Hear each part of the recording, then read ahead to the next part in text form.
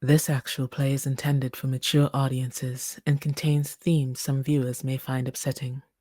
Please check each episode's show notes for specific content warnings and enjoy the show with care.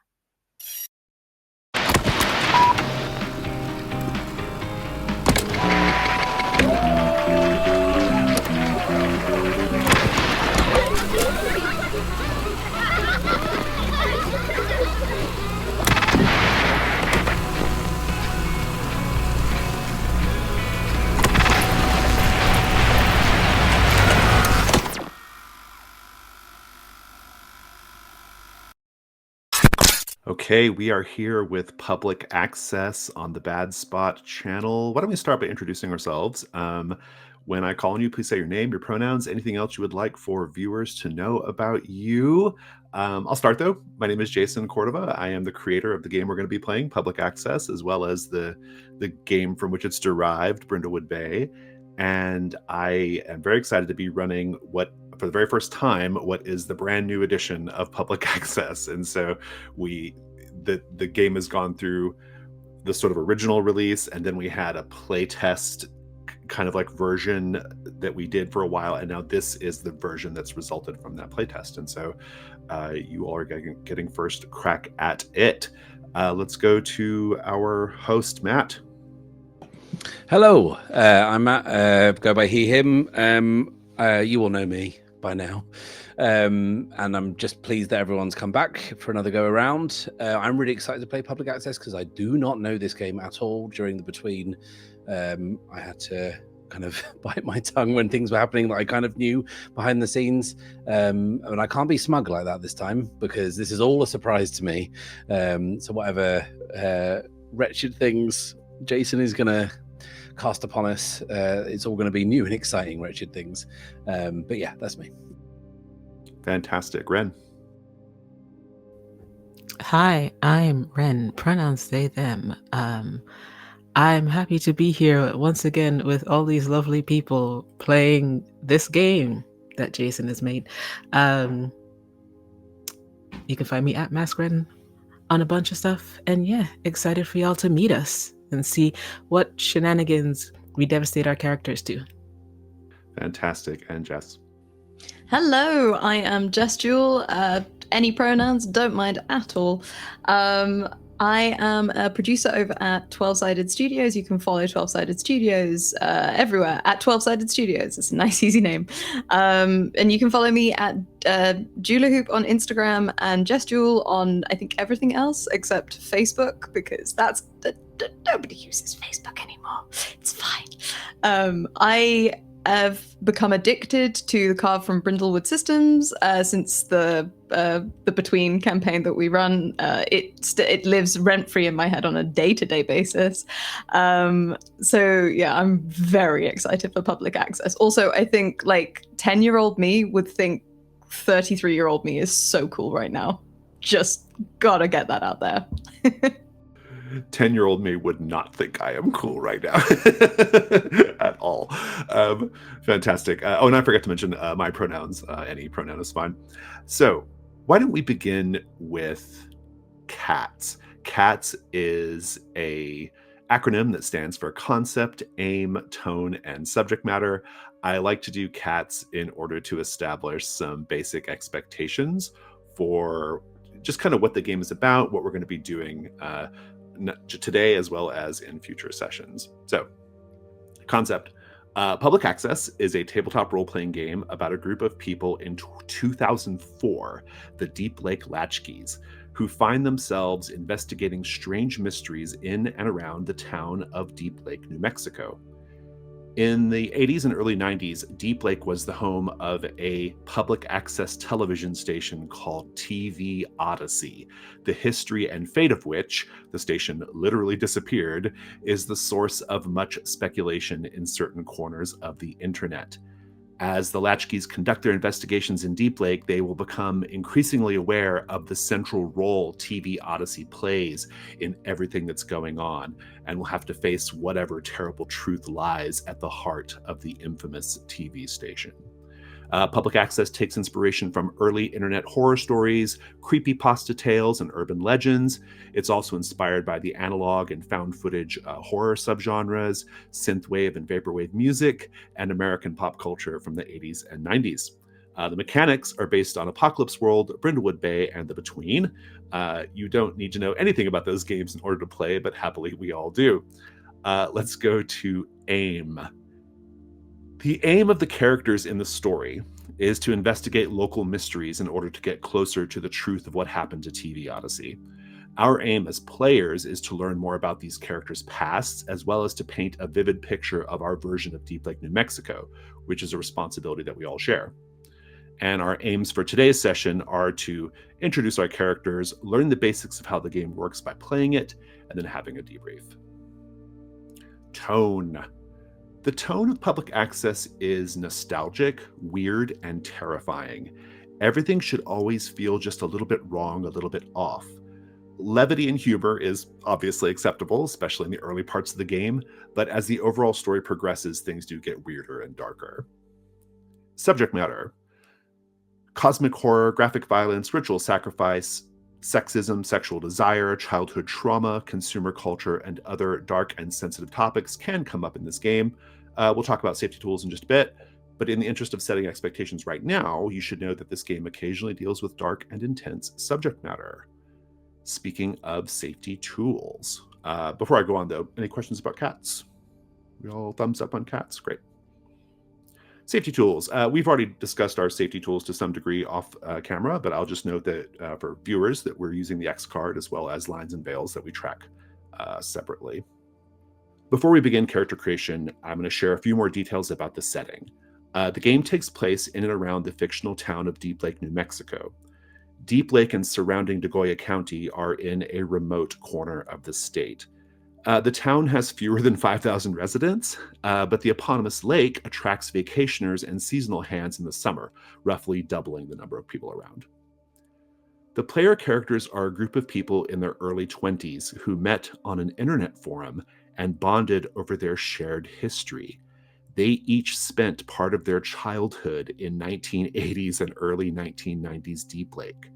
They were each latchkey kids, and they were and are fascinated by the case of TV Odyssey. They didn't actually know each other when they lived in Deep Lake, but they found each other now, and under their sort of assumed nickname, the Deep Lake Latchkeys, they intend to find out the true story of TV Odyssey. The Latchkeys are united by something else, though they aren't yet aware of it. They each suffered a trauma in their childhood. Sharing and exploring those traumas is something we'll do together, that they'll do together as they get more involved in the mystery surrounding the town. As players, we should avoid talking about those aspects of the characters until prompted to do so by the game's rules.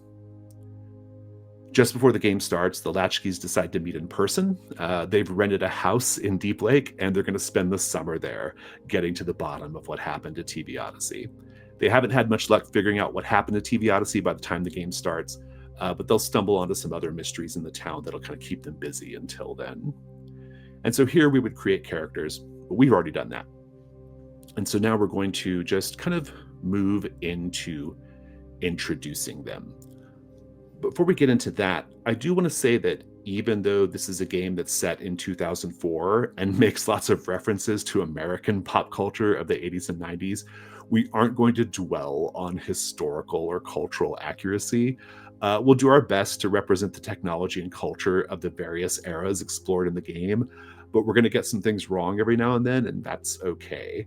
I'd also like to point out that during the time period we're talking about, people with marginalized identities would likely have been treated more poorly in society. We're going to largely ignore that part of history unless it's important to the development of a character or it's emotionally resonant in the story. And even then, we'll always talk about it and stay within the bounds of safety and consent. As a general matter, in the world of public access, things like race, nationality, gender, ethnicity, sexuality, disability, and neurodivergence are not a social barrier. Well, this is a new thing for the new edition of the game, the way we introduce the characters. It goes in phases. And the first is called the Key of the Child. we meet your character in Flashback. I've asked you each to mark a special section on your character sheet called The Key of the Child and do what it says. Whoever wants to read their key and begin narrating, please do. A flashback to when you felt genuine happiness as a child. And it's brief. We see JJ, or Joe, as he's known then, kind of a skinny, rakish kid sitting cross-legged in his basement, transfixed by the television. He's just finished watching a double bill that he's not old enough for. He's 13. It's a late night B movie, double bill. Cue the Winged Serpent, an alligator, great Lewis Teague movie from 1980. And he's enjoyed the living hell out of them, but his fun's going to have to stop because his parents have come home. Since they've been having trouble, they've been out a lot. Dad has been at work late, and then he goes out late, and Mum has just been out late. And there's this crossover where he pretends to be asleep. They don't even check on him, but he knows that if they catch him watching TV, he'll be in big trouble. So he pretends to be asleep, and he hears them shouting at each other. He hears the same curses and barbs thrown between the two of them. And then he just waits and waits and waits and hears the door close twice. They are both out. And in that moment, Joe is free. He is free to live his insomniac 13-year-old life, raised by TV in the basement. And he goes down, flicks through the cable channels. It's a Hammer horror double bill, wouldn't you know? Curse of Frankenstein, Countess Dracula, his favorites. And in that moment, he is truly happy. A flashback showing how you were an outsider among your social peers. There's a fist that grabs the front of Leon's shirt and he's pushed to the ground. He keeps hearing the word wrong. He did something wrong. They're calling him wrong because his last name is Wright and kids are assholes and they think it's funny. But he also did something wrong. He stared too long at Bobby Mahoney's girlfriend and he was just looking at her. He was just looking at her smoking. He didn't do anything. He didn't say anything. But God, does Bobby Mahoney have a temper. And he often looks at people wrong. He looks at people for too long or too little, too much, not enough. Can't quite seem to get it right. There's something about his stare that makes people uncomfortable, and he doesn't talk enough because a stare gets him thrown to the ground, and he holds his wrist up to himself, trying to see. It doesn't feel broken. Maybe it's sprained, who knows, but this is another day. And he looks at Bobby and he wants to say something and nothing comes out because he talks too little. And he hears, "You're dead wrong." A flashback showing your latchkey kid routine whenever you got home from school. So Nina takes the bus home. She doesn't sit at the front with the quiet kids. She doesn't sit at the back with the loud kids. She's in the middle. She's got a friend group, Becky and Janice.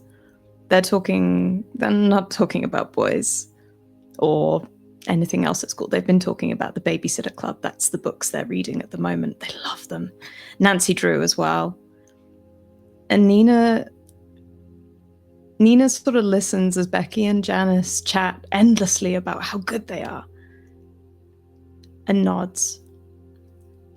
And when she gets off the bus, she looks up at her block. Her block always feels so big. She's so small, so little. She's not anything extraordinary. She's average in every single way. And she rounds the corner. And that's when the fear sets in. When she looks at her house. It's as big as it is empty, and it feels big all the time. And she gets in. Dad's not here. Mum's never here. And that's okay. And she runs through the kitchen. There's leftovers in the fridge, but she grabs a PB&J and runs up to her room. And that's when she begins to actually feel like herself. Because in her room, she has piles and piles of the books that she really wants to read and talk about. And it's fighting fantasy. And it's choose your own adventure. It's Ian Livingstone guiding her through a dungeon where she's in control and she's the hero and she slays the dragon. And she's read these books 100 times over, every last one of them. And she's gone through every single pathway and reached every single conclusion and knows them back to front. She just knows how to win here. And as it starts to get a little later, and it starts to get a little darker, she hops into bed and makes a little tent out of her cover, puts a little flashlight on. Dad'll be home soon. And he'll check for the light under the door. That's how he knows that she's reading still. She hears the door go and the flashlight's off. And she's pretending to be asleep. And he opens the door. And she can hear him breathing.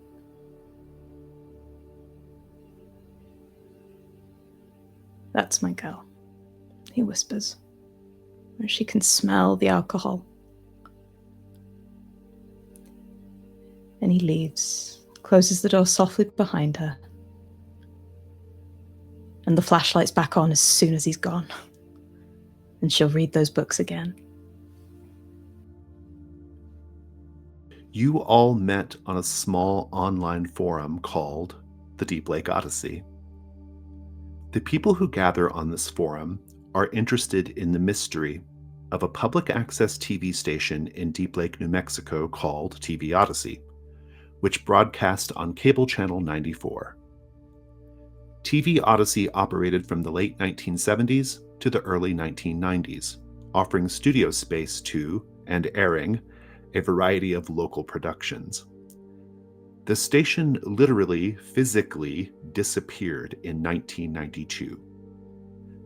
At the time, local officials said a fire burned the station down, but there was no evidence to support that. The station simply vanished. Perhaps even more strange, the people of Deep Lake and surrounding Degoya County can't remember TV Odyssey, or if they do, they aren't talking about it. The only evidence TV Odyssey ever existed is the vague recollections of people on the forum and the so-called Odyssey tapes. The Odyssey tapes are VHS recordings that supposedly contain episodes of the various shows that aired on Channel 94. The Odyssey tapes are recognizable by their distinctive purple clamshells, the paper inserts of which depict day-glow pyramids and torii gates. The Odyssey tapes also have physical properties that are unexplainable by science. The content of the tapes can only be viewed at night and cannot be transferred to any other medium. Attempting to watch one during the day or from an internet upload have all failed. The image just shows a blank blue screen. You got to know each other on the forum over the course of a few months and decided to spend the summer in Deep Lake, looking into the mystery of TV Odyssey and hoping to snag an Odyssey tape or two. You each lived in Deep Lake when you were kids, back in the late 80s and early 90s, though you didn't know each other at the time. You have vague recollections of TV Odyssey, and you hope that pooling your knowledge and resources together might help you get to the bottom of what happened. Worst case scenario, You spend a few months in a small tourist town with new friends. 26 Rodenbecker Street. You have rented 26 Rodenbecker Street in Deep Lake for the summer. We're going to meet your characters now. One by one, you'll each arrive at the house.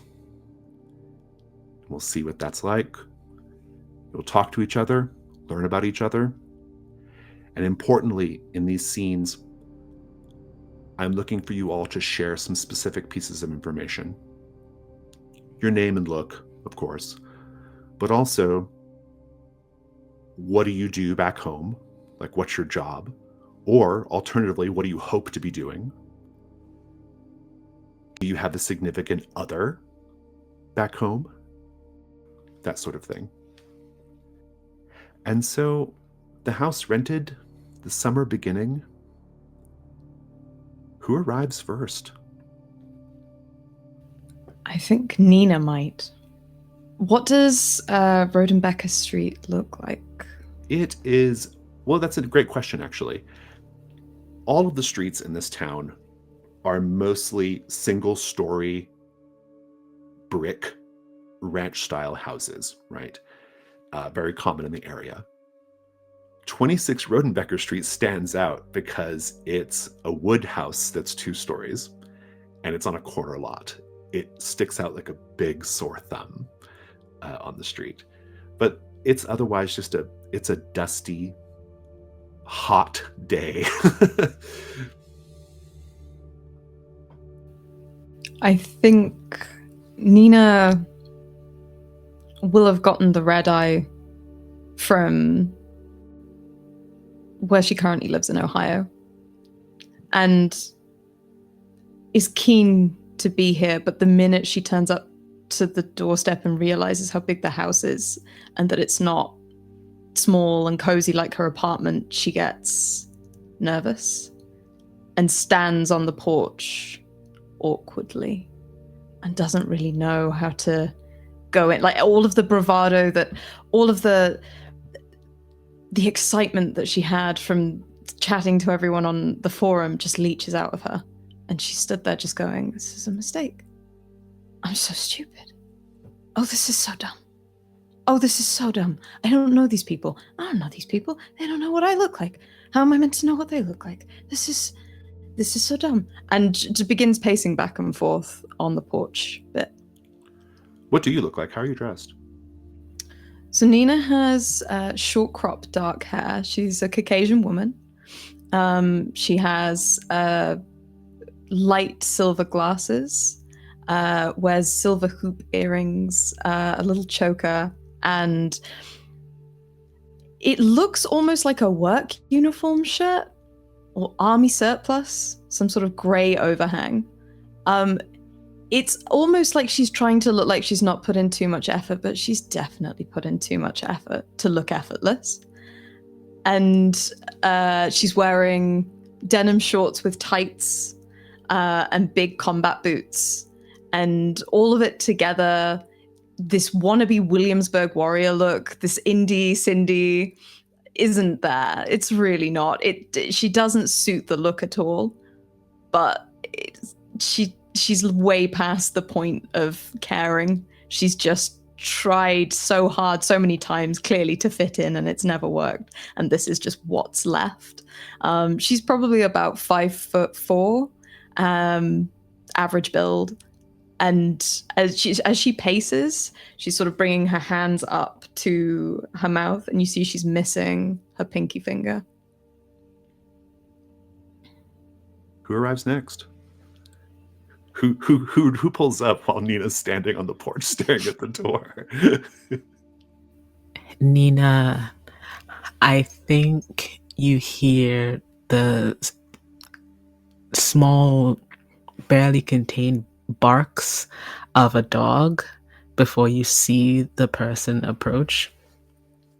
You turn and there is a masculine looking figure, but I use the term masculine loosely because they are draped in very loose clothing. Some of it looks very tattered on purpose, and there's a variety of chains and other accoutrements that are dangling from around his throat.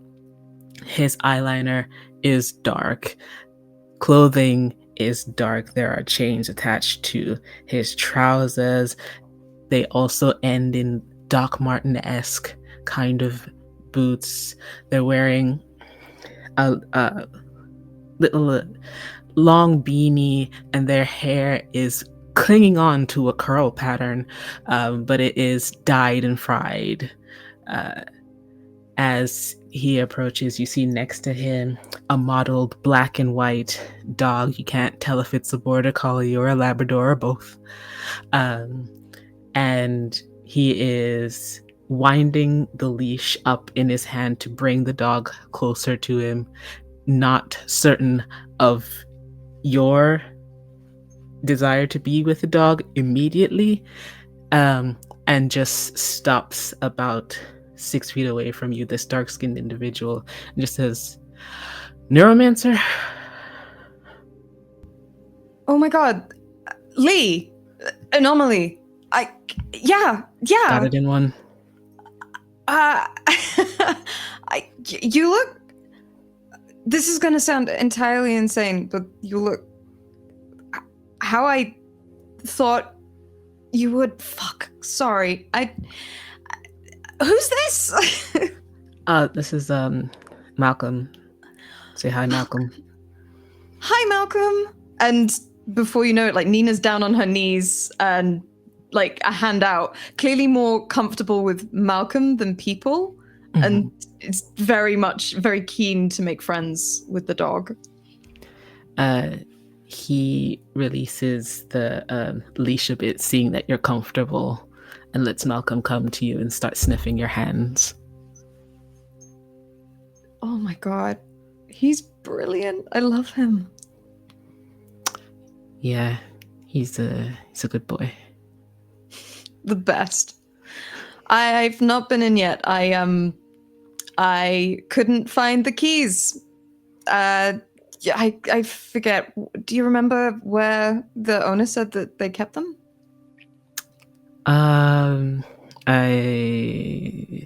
And starts pulling off his backpack again, like a checkerboard backpack, and starts rummaging through. I printed off some things before I left.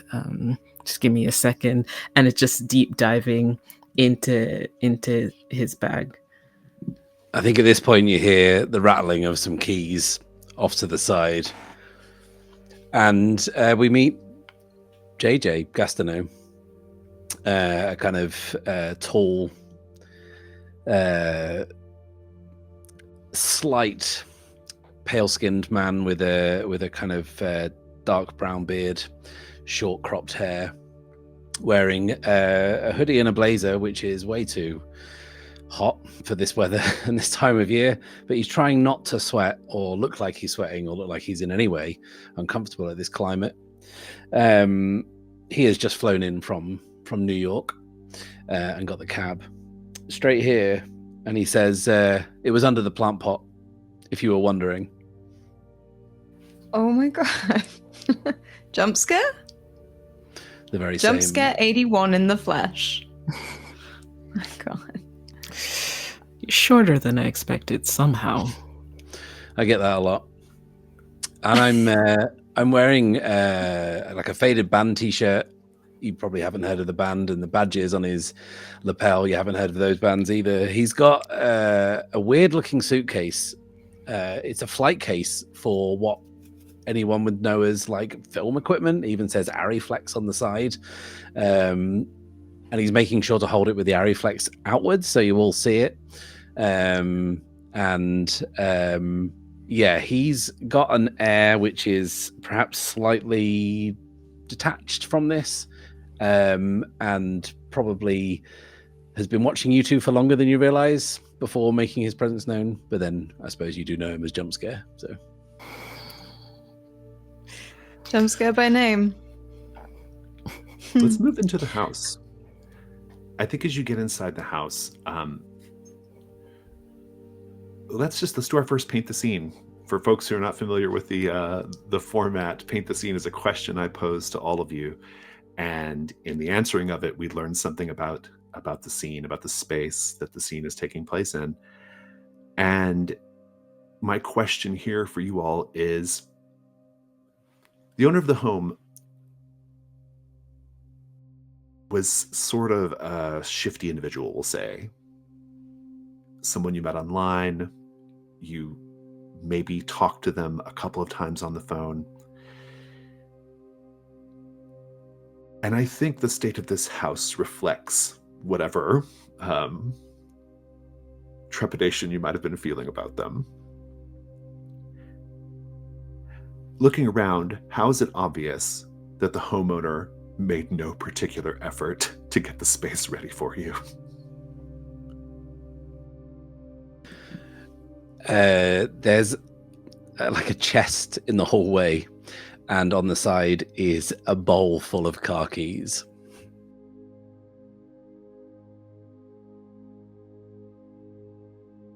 Just what?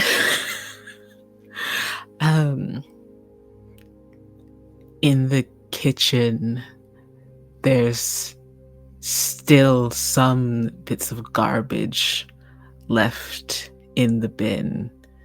It looked like he had started to take it up and then just left it there, and you can smell it as soon as you step in. As we walk through the kitchen, there's cigarette ash in the sink. There's cigarette ash on the counters. There's cigarette ash on the table. There's cigarette ash everywhere. And it stinks.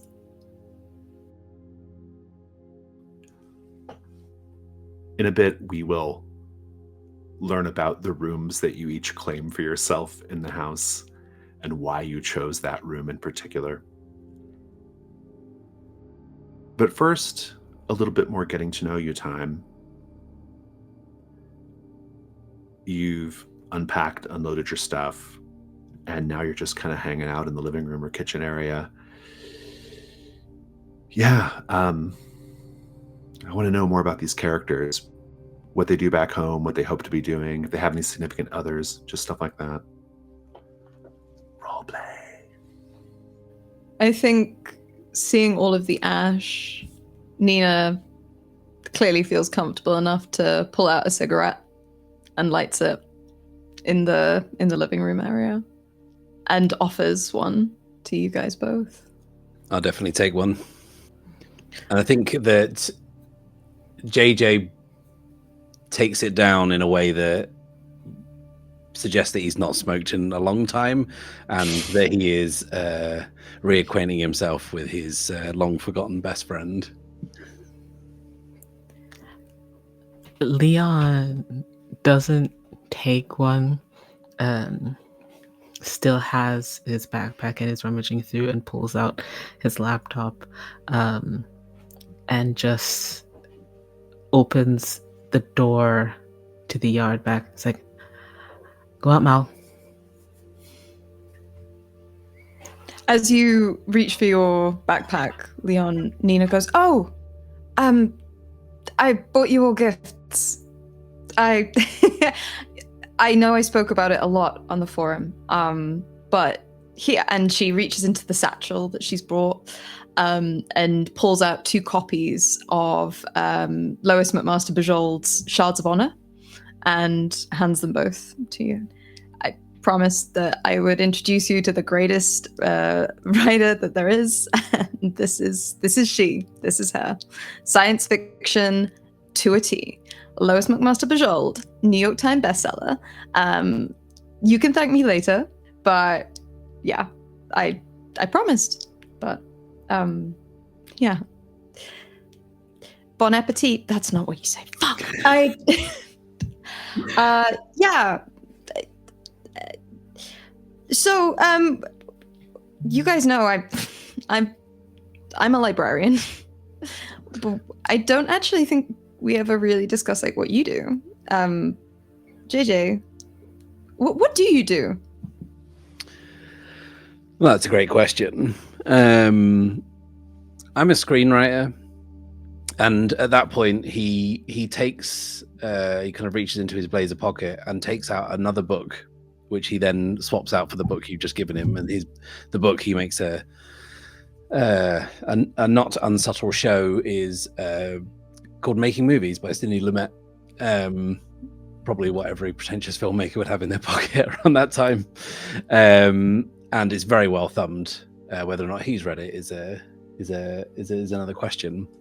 But he says, "Yeah, I'm in production back east, like in indie stuff, kind of proto mumblecore. You probably don't know what that is, but yeah, real kind of like get into the core of it. Kind of Cassavetes. Real kind of intimate character studies. Real, I don't want to bore you with the details, but Oh, you can't bore me with the details if I don't understand what any of it means. You're all right. You can't bore a librarian, right? Exactly. We'll blind you with our library science. What about you, Leon? Here, I do IT. Oh my god, you're just as short and sweet and to the point as you are in your messages. Nice. Sorry, I just I said I would update something today. I forgot. I needed to. It's fine. Yeah, I do IT for just like an insurance place. It's not really that special, but they let me wear whatever I want because I'm the only one that knows how anything works. So that sounds cool. It sucks that you have to work for corporate though. yeah, well, it keeps me in malfed, so Can't argue with that. You got anyone else to feed back home?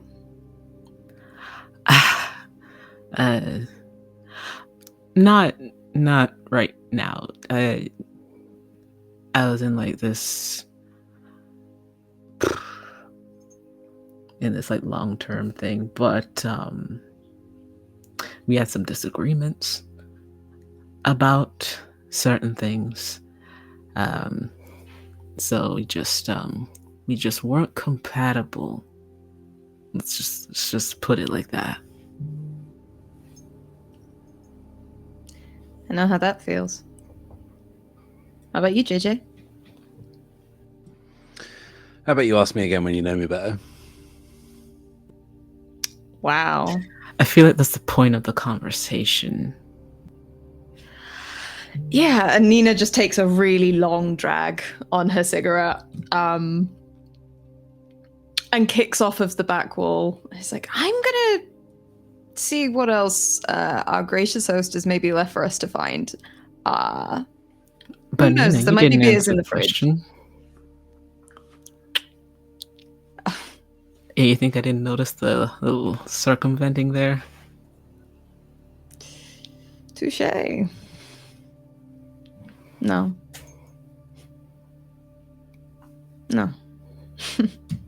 It's easier. It's just easier when it's me. I'm either too much or not enough. Anyway, I'm gonna check out the fridge. This place doesn't have a basement, does it? It does not. Thank God. Okay. Let's go ahead and talk about the rooms that you claim for yourselves. I want to know why you choose the room that you choose. And then we're going to go around the table and everyone will say one thing based off what we know about your character so far, one thing that we think you brought with you to Deep Lake.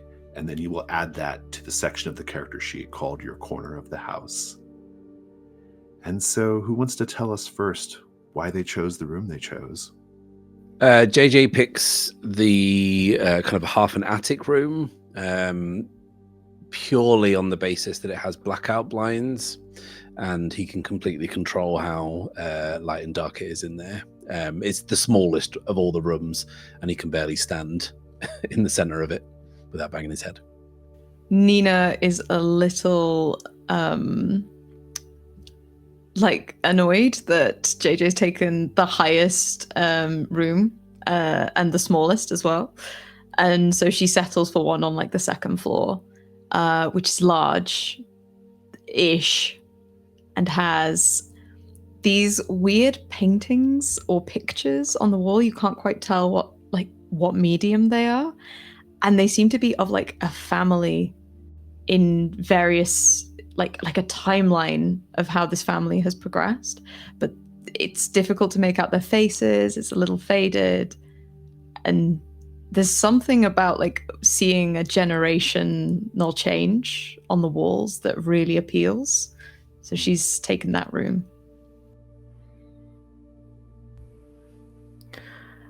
Leon has taken the room on the ground floor. It's easier for Malcolm to come in and out, and slightly quieter than having him running up and down the stairs, which he knows that Malcolm will do at any given moment. It's not that big, not as big as Nina's, but it's sizable enough that you can unpack and make a little space for Mao. The walls are a bit stripped with their wallpaper. It could have used some kind of help, but Leon is focused on getting the internet up and running. Based off everything we know about JJ at this point, what do we each think JJ might have brought with him to Deep Lake? A handheld video camera. I want to say as well. Can I make that a Super 8 camera?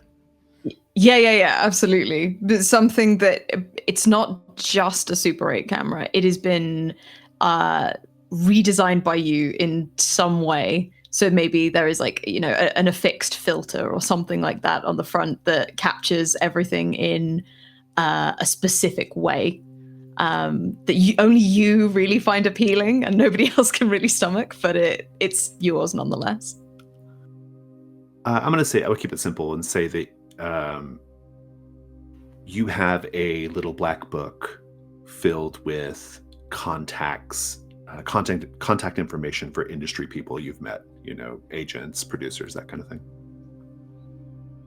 I think you brought something sentimental. I think it's a note from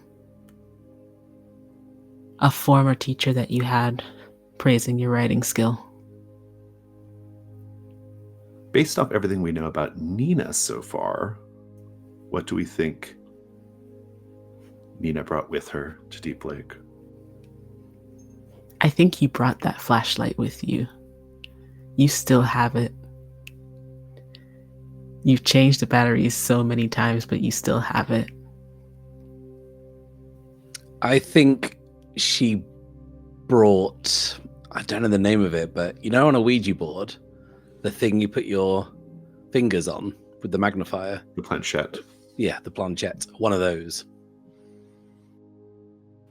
I'm going to go with, you have a choose your own adventure book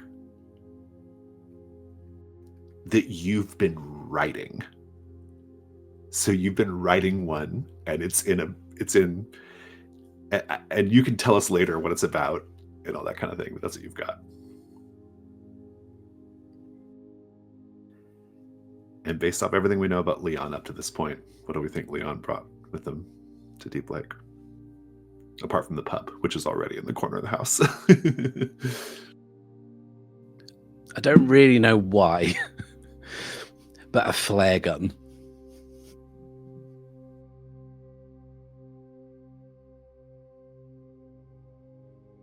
I don't know what it would be called, but it's a piece of technology that has like a flip-up screen and a little keyboard attached, and it's used to hack shit. Like it's got big hacking vibes. Like a cyberpunk deck or something. Yeah, like something like that. But it's, it's like duct taped together. There's wires in places there shouldn't be wires. And it looks like a brick almost, but it works. And whatever that may be, like Leon has crafted this themselves. So works for them.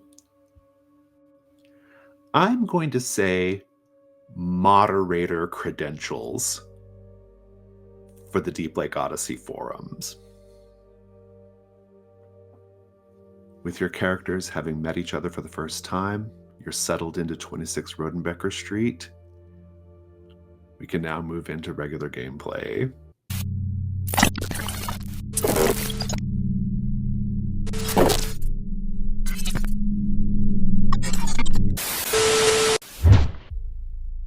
You have been in Deep Lake now for several weeks, and your investigation of TV Odyssey isn't really going anywhere. No one wants to talk about it. Most people claim to not even know what TV Odyssey is. They think you're just full of it. You definitely haven't found an Odyssey tape. And apart from whatever friendships you might have all developed over the last few weeks, this has been a bit of a bust. Until today. Someone left an Odyssey tape on the doorstep. The title of it is written on the side of the tape on the little sticker in kind of a sloppy Sharpie. Happy Jack 06 duress signal ? Pure white pretext ? Rolls off the tongue. And not only that, but another mystery in the town of Deep Lake has found you. The house on Escondido Street. A young man, Casey Wilcox, shows up at the house on Rodenbecker Street. He's heard about your investigation of TV Odyssey. He doesn't know much about that, but he thinks you might be interested in another Deep Lake mystery, the house on Escondido Street. He explains that 18 Escondido Street has been abandoned since 1994, when the family that lived there, the Mendozas, disappeared without a trace. Casey was 10 years old then, and friends with Elliot, the youngest of the two Mendoza children. The other Mendozas are Dad Hugh, Mom Sherry, and Elliot's sister, Abigail. Casey doesn't remember there being anything strange going on with the family at that time, which made their sudden disappearance all the more bewildering. 18 Escondido has become a local legend in the 10 years since, a classic haunted house right in the middle of Deep Lake. People avoid it. They say it has bad energy. And apart from some minor acts of vandalism over the years, the house is largely as the Mendozas left it. I'm going to pose the question to Nina.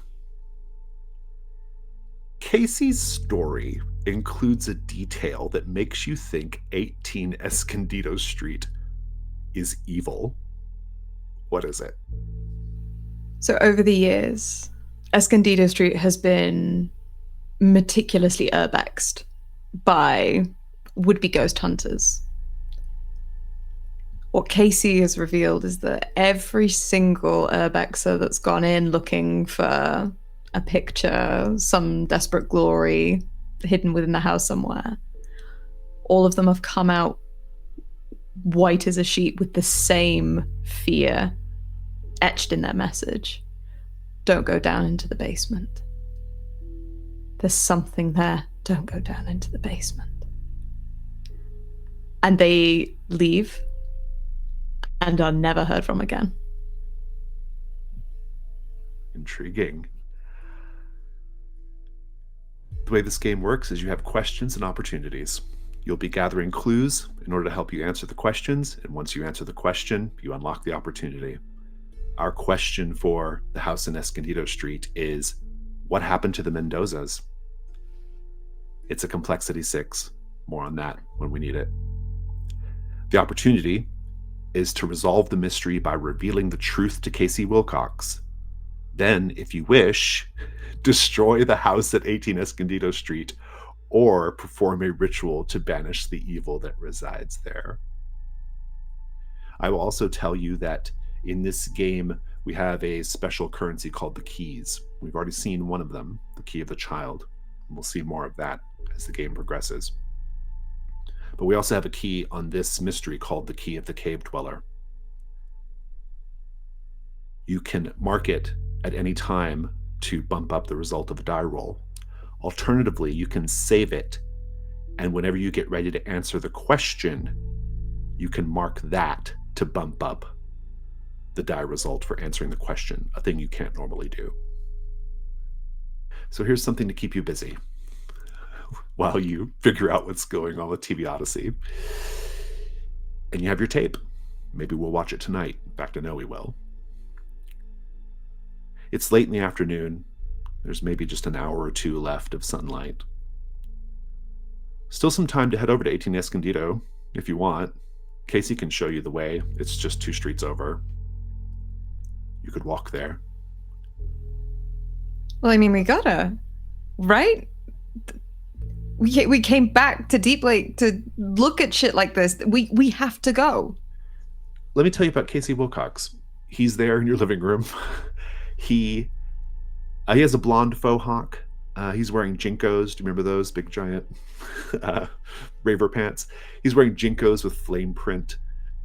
He has a cleft palate scar, which on him actually makes his face look very distinctive and handsome.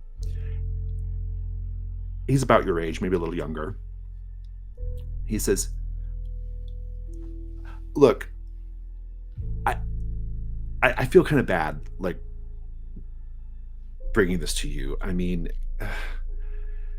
I don't know if I believe what happened to all those other ghost hunters. I don't know if that's like true or not, but I don't know. Let's say it is.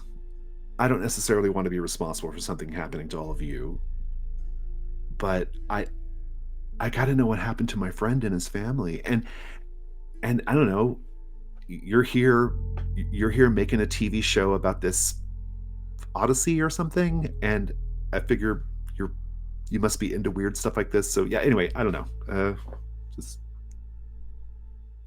then he just kind of sits down awkwardly.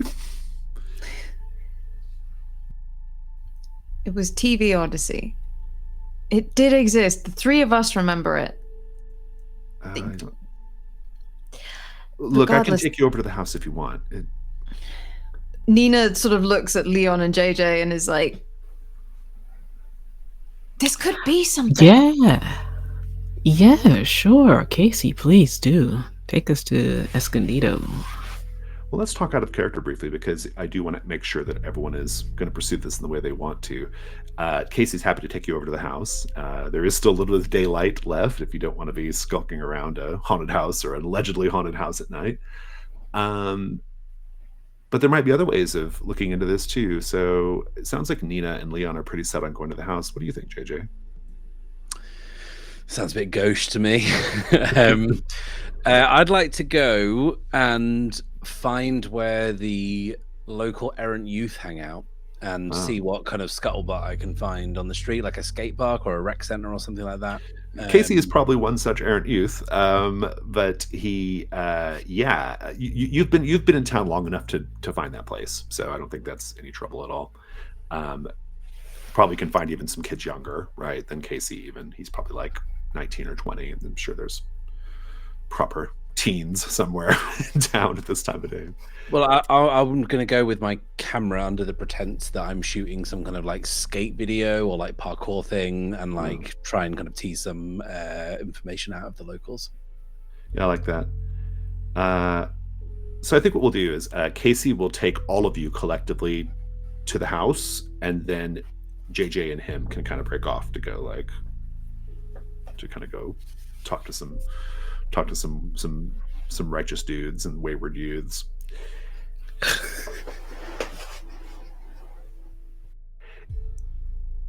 You know, it's interesting because it's so hot in the desert. A lot of times the sound of summer take place a little later in the day so that the heat is not quite so bad. And so now, with the sun going down, that's actually when Rodenbecker Street, and in a moment Escondido Street, starts to have the sounds of a proper neighborhood, right? As you're kind of all crossing, you're kind of crossing yards to get over to Escondido. You hear the sound of children's laughter mixed with the squeaky whir of bike wheels in motion. It is the summer, and you'll smell the smells of summer. The smells of a backyard barbecue, maybe. Charring meat, hoppy beer suds, kids pickled in chlorine. You might even see a trio of girls doing double dutch on the sidewalk. I like to imagine it, if you've ever seen Pulp Fiction, which I'm sure JJ has, there's that scene where Bruce Willis is walking behind the apartment building and taking the circuitous route around to avoid the killers. And the sound just kind of like, it gets really quiet. You just hear these like faint noises, these environmental noises. That's kind of what it's like, you know. It's a great use of diegesis in film language, you know. Yeah, exactly. Casey, as you're kind of making your way across, he says, "So you all used to live here in Deep Lake?" Yeah, back when we were kids, but we never met then. Yeah, well, I don't blame you for leaving. There's nothing here. There's not much here at all. I mean, it's just all there is to really do is just get high and get drunk, and that's about it. Why don't you leave? The devil you know, right? Sometimes it's the devil you don't. JJ is filming all of this, by the way. Very good. Oh my god, Leon, JJ, stop! And Nina is hand on the lens and pushing it away. What have we said? Fucking consent, dude. And then just pushes it back. Leon, did you bring Malcolm? Yes. Okay. Yes, I did bring Malcolm. Wasn't sure about leaving him in the house by himself. And also, Leon is just slightly behind Nina as Casey and Nina are talking, and it's subtly checking Casey out, but just very gently, just looking them up and down from behind. So, okay. I mean, he's pretty hot in that kind of early 2000s, raver way, I guess. Not exactly Leon's type, but it's not bad. I think when you arrive at 18 Escondido, there's this moment where we kind of hear, 4 sets of tennis shoes on the hot top on the sidewalk, clump, clump, clump. And then on the grass, we only hear 3 sets of tennis shoes. And you'll look back and see that Casey has not stepped onto the yard of 18 Escondido. He's still on the sidewalk. And here I want to ask you a paint the scene question about the front yard. There's this little copse of tall ponderosa pines, and the grass is quite yellowing. No one takes care of it. There's sticky pine needles all over.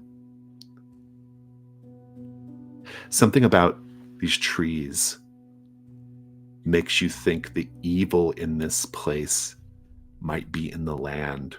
What is it? Usually, when pine needles fall, they're a very rustic brown. These are tinged with red. It's almost bloody. They don't look like a forest floor once they've fallen. They look like a crime scene.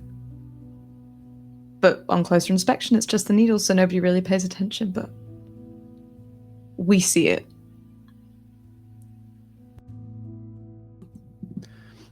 I think even though there isn't much of a breeze, the pines sway slightly, and as the bark cracks and the trunks kind of groan, the sound that comes out is a creak, but it's, if you weren't concentrating, it would sound like anguished wailing just coming from all directions.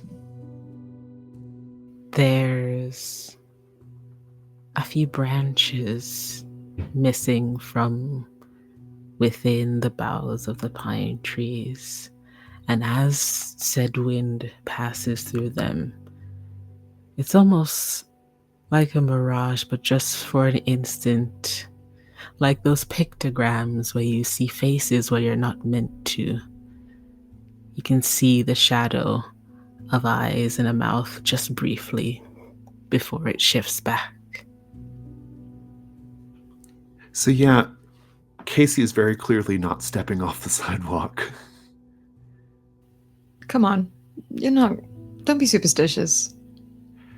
Oh, I just I thought JJ and I were going somewhere else. That's all. But here it is. You might be able to sneak in around the back. Like, Nina pointedly rolls her eyes at Casey. It's like, if this is a prank, if this is a joke, if this is anything that you've set up just to get us in here and make fun of us. It's Nina, I think Casey's a good person. I don't think he would do that to us, would you, Casey? No, I would never do that. I just forget it. And he kind of starts to drift off down the sidewalk. I'm like, I'll catch up with him and get to the bottom of this. Well, he clearly doesn't want to go in. Let's not force him. We've had so many dead ends so far. If this is just more kids pranking us, It's an old spooky abandoned house. What's the worst that could happen? Yeah, you're right. I'll be right back. Those are fighting words, JJ. Those are fighting words. Yeah, you make films. You watch films. You know that you don't jinx us like this. Fuck's sake. If I get tetanus from a rusty nail, I blame you. Oh, I hope you have health insurance. Okay. Round the back? Round the back. Nina's going to pull out the flashlight from her bag and just flick it on a couple of times just to test the batteries. Checks that she's got spares in the satchel as well, and makes her way over to the back of the house. Leon, do you?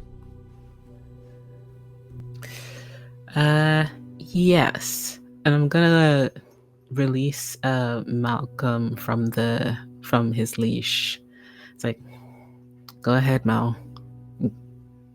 Try not to let me fall down anywhere.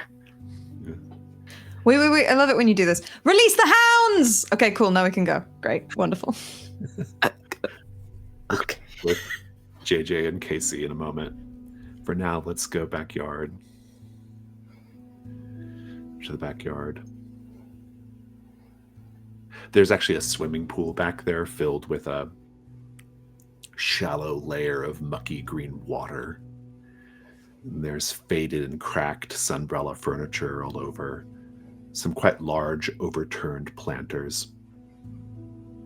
paint the scene. The Mendozas enjoyed one last day of fun in the sun before their disappearance. What do you see around here that shows that? There's a croquet set, like lined out with the hoops and the mallets and everything, but they've just been kind of left as if the family just evaporated whilst playing it. There's a trampoline. The tarp of it is ripped from disuse and disrepair, and a lot of the springs are rusted, but it looked well loved. In the shallow water of the pool, there is a flamingo hoop inflatable that has been left for 10 years and has faded and has lost all structural integrity.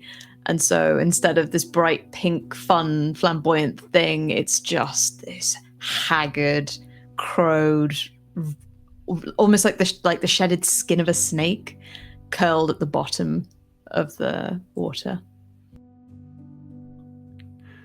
So what do you both do? I'm going to use the flashlight to take a look in the windows. What about you, Leon? I'm sending Mal and myself to look around the edges to see if there's, much like our lovely homeowner, our landlord, if anyone left a key hidden anywhere. Yeah, that's good. Let's do our first meddling moves on the reference tab. I wonder if they're called meddling moves. How Scooby-Doo. When you search for a clue, conduct research, or otherwise gather information, describe how you're doing it and roll with an appropriate ability. I think you've both already done that.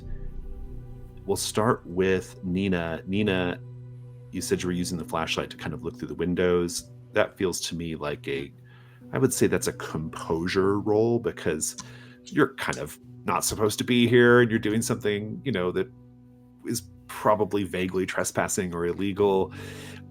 You have the option of marking the flashlight and getting advantage on the roll, meaning you would roll, normally you roll 2 dice and add an appropriate ability. But in this case, if you mark the flashlight, you can roll 3 dice and take the 2 best and then add the composure to it. Or you can save it for the future. It's up to you. I think I will save it for the future because I've got pretty good composure. I've got 2 composure, so let's see if this works. So that is a 5 and a 3. So an 8 with 2, 10. So on a hit, which is anything higher than a 7 or a 7 higher, on a hit, you find a clue. I'll tell you what the clue is. On a 7 to 9, however, there's a complication, either with the clue itself or a complication you encounter while searching. I'll tell you what the complication is. We'll get to that in a moment. I want to circle back over to Leon and Mal. You can take advantage with Mal because you don't have to mark him. So you should always do that whenever you use Mal. And I like how you've described just sort of like looking around the area, ostensibly looking for a key, but who knows what you might find, right? I think this is probably, it's still going to be in the realm of composure. So go ahead and roll 3d6 and take the 2 highest.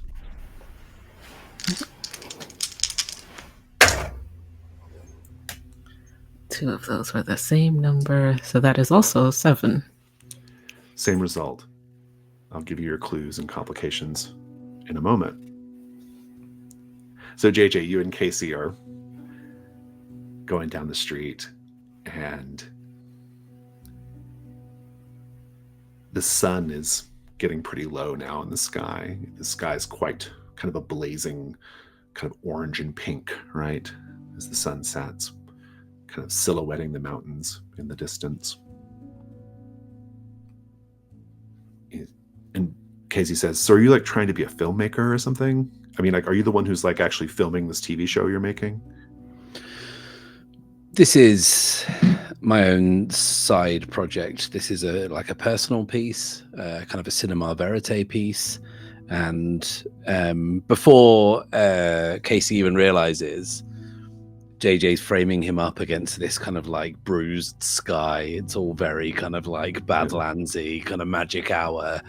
And JJ's I want to hear from the real youth of Deep Lake. I want to hear real voices. I don't want to hear, the voices of the past on a sketchy old videotape. I want to hear from people like you.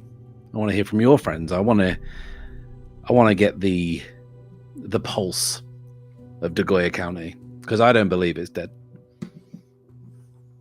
Cool. So is this gonna be like a real world thing? Like, yeah, I mean, real world, more a kind of like a Battle of Algiers, that kind of vibe. I'm not sure if you're familiar, but kind of a little elevated, I'd say. But yeah, the real world's a good touch point if you need one. right, yeah. I mean, I could do my interview now, I guess, or are we getting this one on the fly? Or are we gonna I want to speak to kind of like some of the local kids. I want to speak to like the people who knew the Mendozas. I want to speak to people who went and played in that yard. I want to speak to anyone who kind of like went in that house. I hear that there was like a big urbex scene. Like, I'd love to speak to some kids who went inside, if we're to believe that they never came out. I mean, I personally don't, but like, I'm sure you could hook me up with someone who fits that bill. Yeah, of course. I think at this point, you'll be aware of a large sheriff's department SUV slowly idling, or not idling, but like kind of slowly like coming up behind you. And it kind of comes to a stop, and there's a brrr as the window rolls down. And the driver, who is this quite handsome young officer, he says, "Hey, Casey." And Casey says, "Hey, Sheriff Hanscom, how's it going? Who's your friend?" JJ's got business cards, and he kind of slips one into the hand of the officer. I think as you come around the window, you'll be struck by a few things with this sheriff. He's pretty young, probably just a little bit older than all of you. Square jawed, quite handsome, smells really good, like Old Spice and Big Red gum. This may or may not be something you would notice, JJ, but the shirt of his uniform is strategically tight in the chest, I would describe it. And he says, "All right, cool. So, I got it. You're with that group of people who are going around asking people about like some TV thing. You're like making a show or something." Yeah, it's more of a cinema verite thing. It's more kind of naturalistic. I mean, if this is a permit thing, officer, like, I've got all the paperwork like back at the house. That's no problem. But like, I'm sure like that's no. It's a free country. Do whatever you want to do. Camera's in his face now, and JJ's asking like. Yeah, so the Mendozas. What do you remember about that? I got it. Okay. It's one of those kinds of shows. No, it's cool. All right. Sure. What do you want to know? Did you go to the crime scene? Go ahead and make the meddling move at this point with presence, since this is clearly a this is charm/social thing. Charm in quotes. First roll of the between was Snake Eyes. Boxcars this time. There we go. 13. He says, well, when it comes to the Mendoza family, there was not a crime scene as such. They just disappeared. They are, if I'm being perfectly honest, there's really nothing for authorities to do in this instance. They disappeared. Their home was paid for. They were caught up on their taxes. Debbie Mendoza, Hugh's sister, she's still in town. She theoretically keeps up the place, though if you ever go by there, I think you'd question that. There's really no story here, man. There's nothing here. But if you need like a good, if you need like a good one-liner or something, I knew the Mendozas. They were a good family. We deserve to know what happened to them. How's that?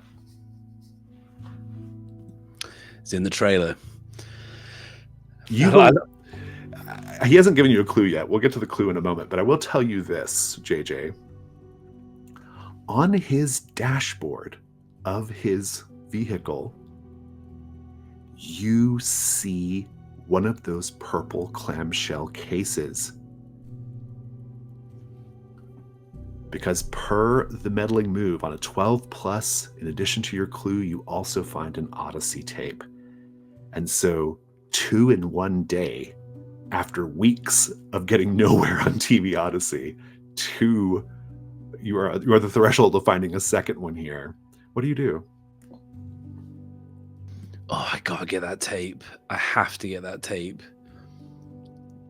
Are there local kids nearby? Like, because I was being taken towards them. Are we close to there? Yeah, sure. What do you have in mind? I'm wondering if Casey could arrange some kind of distraction, perhaps some mailbox smashing, maybe a brick through a window somewhere that might leave this car unattended briefly. Indeed. We'll come back to this. Let's go back to 18 Escondido. A very unusual thing. No key, Leon, sadly. But I will tell you that you will notice that you don't even need it, because the sort of sliding glass back door is partially ajar, probably left open from the last people who came in here to look around and hunt for ghosts, right?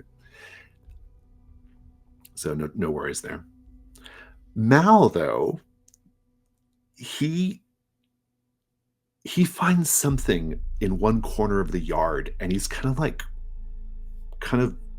like nosing it and nuzzling, right? Like, trying to get at it. And if you kind of go to where they're at, he pulls out a paperback copy caked in dirt of The Lion, the Witch, and the Wardrobe, which is a really weird thing to find. Partially buried, maybe, or just somewhere, in the backyard. And he kind of just like drops it at your feet and sits down on his haunches and like looks up at you expectantly. Like, didn't I do a good thing? Oh, good job, buddy. Head pats. I'm trying to rummage around for the pocket where I keep the treats, but there's so many pockets. But just pop him a beef treat. And I pick up the dirty book. What did Mal find? It looks like Chronicles of Narnia, The Lion, the Witch, and the Wardrobe. First book. C.S. Lewis? Yep. No that's way. The one. Like Nina's over like a shot. It's almost like the house is forgotten behind her and she's over towards Leon. I mean, it doesn't look in the best condition. Oh, this series was one of my favorites. And the British always had a really weird way with fantasy. This was the start of something insane. Also, big Jesus themes, but like, I don't know, some of the imagery was so Lion was Jesus. Yeah, Aslan. Yeah, the witch, the devil, like all of it. And she Nina will like flip the front page open. Is there anything? Is it just like a normal book, or is it like washed away? What a good second move here, or a good thing to do, I will add some texture to this clue. The clue is just the finding a book in the backyard. But also, someone has written on the front, like kind of blank page, the answers you seek are in here.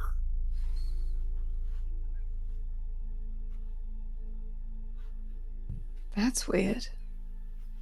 And that's when you both hear, hello, hello, hello. And you see a woman in kind of 2-inch, like kind of heels, trying to navigate this sort of badly kept backyard as she kind of stumbling towards you slightly, a helmet of brown hair, striped polyester blouse, quite chunky jewelry. She says, hi there. Hi. Can I ask who are you? The three of you here in this place?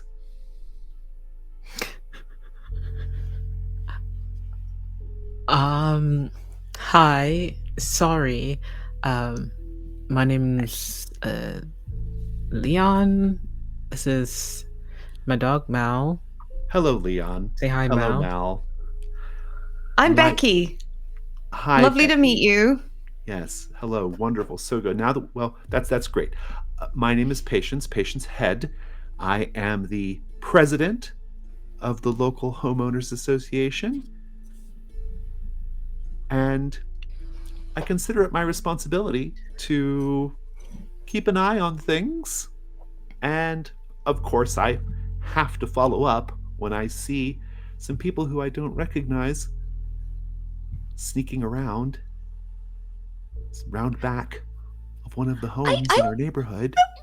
I wouldn't say sneaking. Sneaking would indicate that we weren't trying to be obvious, and I think we were being pretty obvious. Yes, I guess you were. So, what are you doing? Well, and like Nina's looking to Leon and to Malcolm and like back to Patience. Well, we're looking for the Mendozas. We're looking for the Mendozas. Ah, I see. Poor family. They had a lot of problems, the Mendozas. Or at least Oh, really? that's what I've been told. Well, I mean, it's certainly no business of mine what people get up to in the privacy of their own homes, but as the president of the HOA, I do have a responsibility to keep an eye on what's happening in and around these houses. I mean, what sort of neighbor would I be? What sort of community leader would I be if I didn't stay abreast of the happenings around here? And yes, my understanding is that they were a very troubled family. Oh, in trouble? Troubled in what way? Yeah, exactly. We've not heard any of this.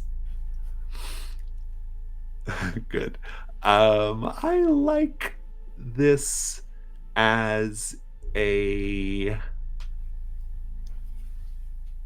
I don't think she's here to share information. I think she's here to chase you off. So I like this as a day move. Okay. Nina, I'm going to put you on point on this since you're kind of dealing. It's actually Leon's complication, but you're sort of taking the lead here in terms of lying about your identity. The day move says, when you do something risky or face something you fear, name what you're afraid will happen if you lose your nerve here. I'm afraid Patience knows a little bit more than she's letting on about why the Mendozas disappeared and how, most importantly, how the Mendozas disappeared. And I'm afraid that if we're not careful, we go the same way. Oh, intriguing. I can play with that. Go ahead and roll with, I think it's still composure, day move. Okay. Is there a way to help with day moves? There is not. No. But if there's any natural follow-up actions, you can certainly roll them. Oh, actually, that's not true. If you had an item in your corner of the house that would be helpful, you could give it to them. But yeah. I was just gonna offer Mal being extra super cute right now. I'm gonna say she is distract her with a sweet dog. She is entirely unmoved by such sentimentality. It is not in her nature. Callous. Good luck. Yeah, that's the head of an HOA for you. Boxcars. No jokes. Yeah, 6 and 6. So that is a 14. You do what you intended, or you hold steady, and I'll tell you some extra benefit or advantage you receive. Okay, good. So take me back. Remind me. You were just basically like saying, what did you tell her like about your being here? Oh no, you were just asking her what does she know, right? Yeah, we've been quite. Yeah. I think Nina knows, sort of having been very much like a background character her entire life, that if she's just silent and asks the right questions at the right time, she can get people to reveal information. And it's almost like she never even asked for it. They just come forth with it. So that's sort of what she's doing with Leon there. Like, you know, the looks between them just being like, yeah, tell us more. Like, how bad were they? How awful could they have been? I think at this point, she, you know, she's kind of like, she's sort of speaking in these like vagaries about the Mendozas, right? She also will drop in a couple of like unkind remarks about Hugh Mendoza's sister Debbie and how she has not been keeping up her end of the bargain to maintain this place while Mendozas are gone. That's neither here nor there. And then you hear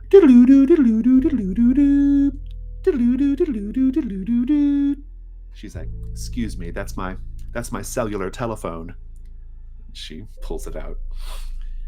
She's like, yes, I'll be there right away. She closes her phone. You all stay right here. I'll be back in just a moment. Don't get into any trouble. And she goes back around front. You're in the clear for a bit with Ms. Head. What do you do? And I still owe you a clue from your investigation earlier. Okay, Mal. Like you practice. Shh. And Leon is gonna scoot towards the sliding door and ever so gently just slide it open so Indeed. Nina's on lookout, very much Velma duty, like just looking around the corners, like she's not coming back. Go. I owe you a clue from when you were looking in the window, and your own complication as well, Nina.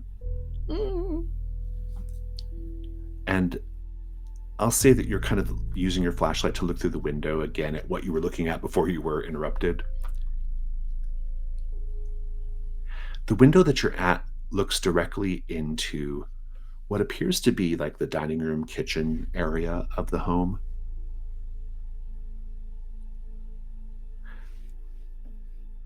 You will notice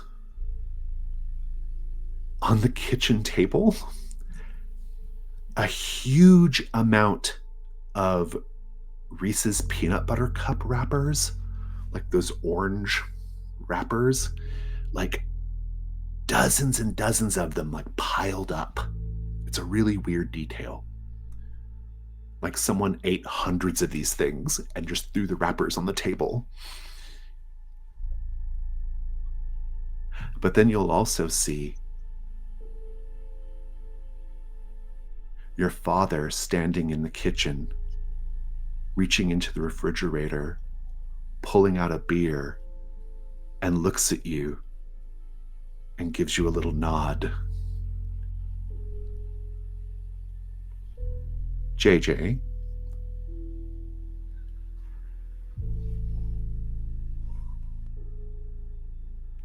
I like this idea of distracting the sheriff.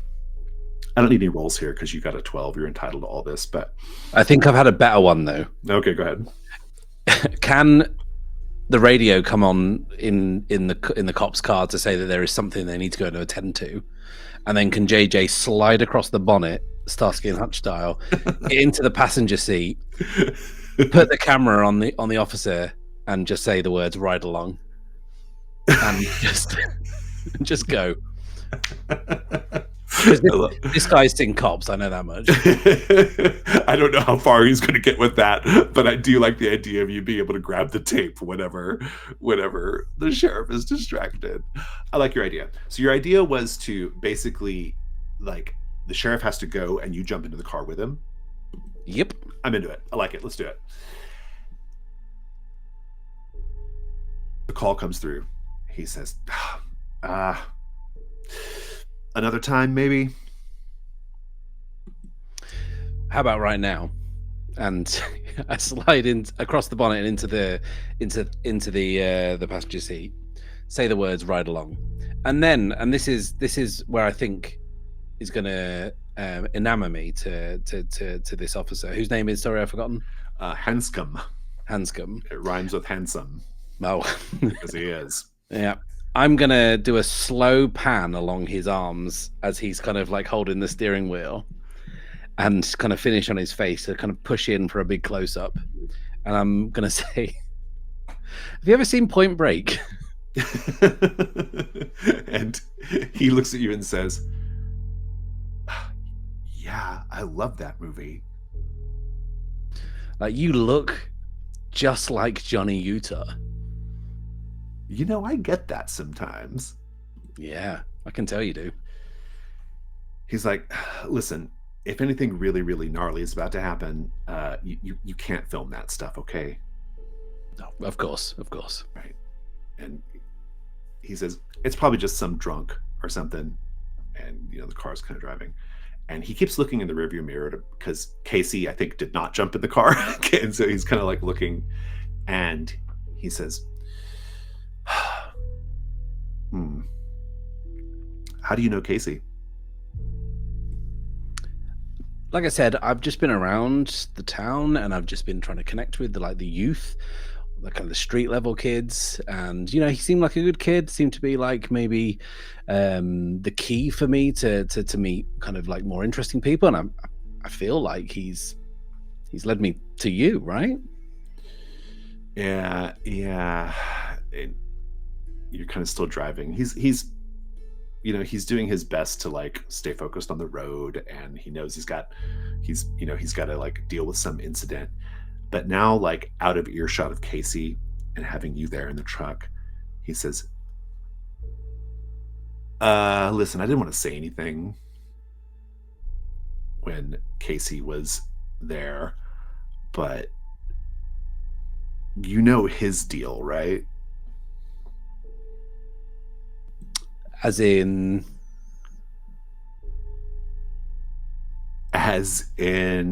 his connection to the Mendoza family. I know he was in tight with them, but like he didn't go into any more specifics than that. Right.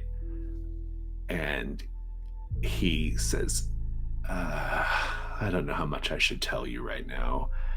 You seem like a interesting guy. And when you get to like a stoplight, he looks at you and he says, Casey Wilcox, he didn't know the Mendozas.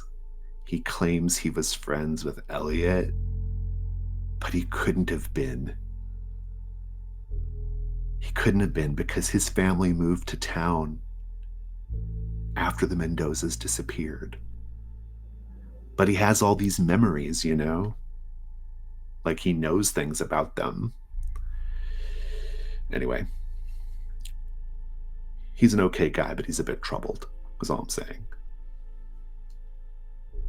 I kind of got that impression, but yeah, thanks for the heads up. How do you grab the tape?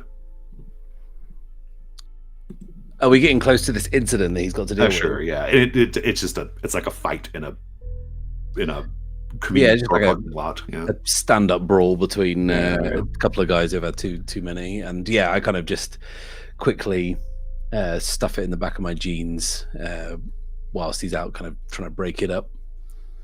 And I'm kind of filming it, but like when he turns to see, I'm just like film something else. So you have your clue, which is, we can interpret it later, but for now it's just that Casey, the timeline doesn't work out. Casey couldn't have been friends with Elliot because his family moved in, like, or they moved to town after the Mendozas disappeared. I'm going to go back really briefly with the others, and then that'll put us near the end of our day phase. So Patience is gone. Leon is sneaking in. And Nina, your dad, is standing in the kitchen and nods at you, acknowledges you from the window with a beer in his hand. How does that make you feel? No. You're dead.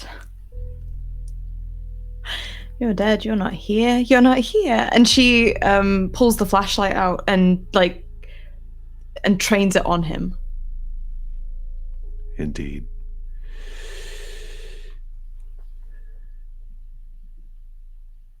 I'm curious, though, when you kind of get a little closer, or when you like kind of train the flashlight directly on the window to look at him more closely, when you see that in fact he's not there, how does that make you feel?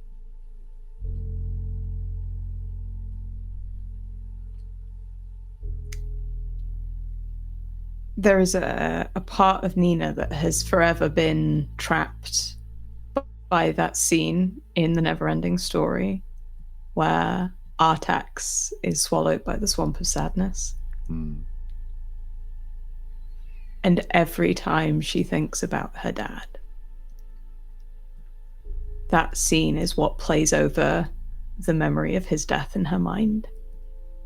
And that is what just overcomes her now. And that's all she can see. And she can just hear Artax's screams and the kids' screams. And it's just... she's frozen to the spot. I'm going to give you your first condition, which is the swamp of sadness. Well, I'm collecting these conditions early this time. Good stuff. Indeed, indeed. The sun is just now down below the horizon, leading us into our night phase. So we're going to transition from the day phase to the night phase. But first, we have to go to the dusk.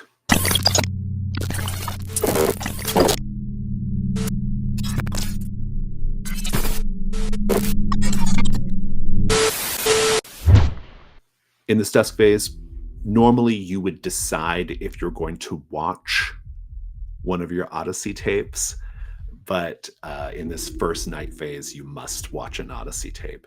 And so let me tell you your other Odyssey tape that you got.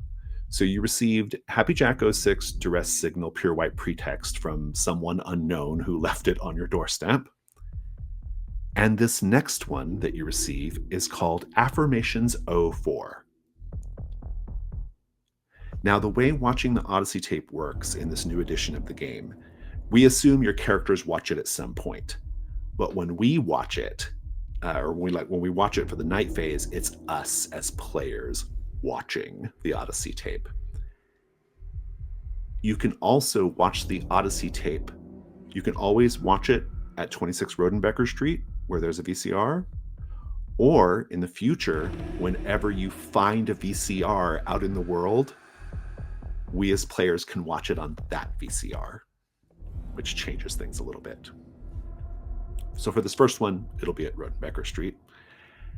And so since you have to watch one of the tapes on the first night phase, I guess my question for you all is, since you have two already, is which of your two Odyssey tapes are we going to watch? I'm up for either, but if it's a tiebreaker, then Happy Jack gets my vote. I mean, I feel like someone gave that one to us. Nina is very much in the space of she could do with some positive affirmations right now. So has hopes on Affirmations 04, but we'll go with whatever. Happy Jack sounds like it could be innocent enough. I'm sure it is. Fantastic. Yeah. So we've decided on the tape that we're watching. That's great. During the night phase in which a tape is being watched, your characters can take a single action in that phase. We sort of break up that scene, sort of unseen style, like in the between. But at a high level, I just want to know, what is the one thing you're going to try to do? Are you going to try to search a specific part of the house if you're still in the house? Are you going to go somewhere else and do some other action? What are you all interested in doing? What is your one thing you'd like to do? Whoever has an idea. I would like, or JJ would like to go and shoot some exteriors of Escondido Street. Okay. And that's what he wants to do. Okay, I like that. That's good. Leon, are you going to continue searching the house? I actually wanted to see if I could find anything from those former ghost hunters anywhere on the internet. Okay, I like that. That's good. Yeah. Fantastic. What about you, Nina? Nina needs to have a look in the basement. So She can't leave the house until she's looked in the basement. Yeah. So it sounds like the way the scene kind of goes is Leon and Malcolm would have like gone in briefly, turned back around, and then decided to go search on the internet, which I think is great. But Nina keeps going, and then JJ comes back to do some exterior shots. I think Nina knows JJ said he'd come back. Right. Nina waits until JJ comes back and then like has a cigarette on the porch. Doesn't really give a shit if Patience head comes back. But we'll wait for JJ. That works for me. And so, the tape itself. Happy Jack 06 duress signal ? Pure white pretext ? This tape is an episode of Happy Jack the Lumberjack and Friends, a children's show that aired on TV Odyssey. The episode opens on a scene where Happy Jack, a crude wooden puppet wearing a flannel shirt and knit cap, a plastic axe taped to his hand, is comforting his friend Lucy, who is portrayed by a crying 12-year-old girl. The first prompt we will all do. The second prompt will be Wren. The third will be Matt. And the fourth will be Jess.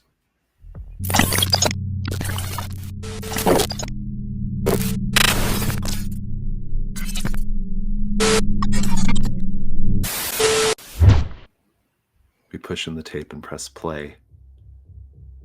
The episode is supposed to be taking place in the forest where Happy Jack works, but the set appears to be someone's poorly decorated basement. What do we see in the background that would be out of place in a real-world forest? I think we see something that would be very much in place in a real-world forest, but not in a poorly decorated basement. We see amongst the styrofoam and cardboard trees a real owl.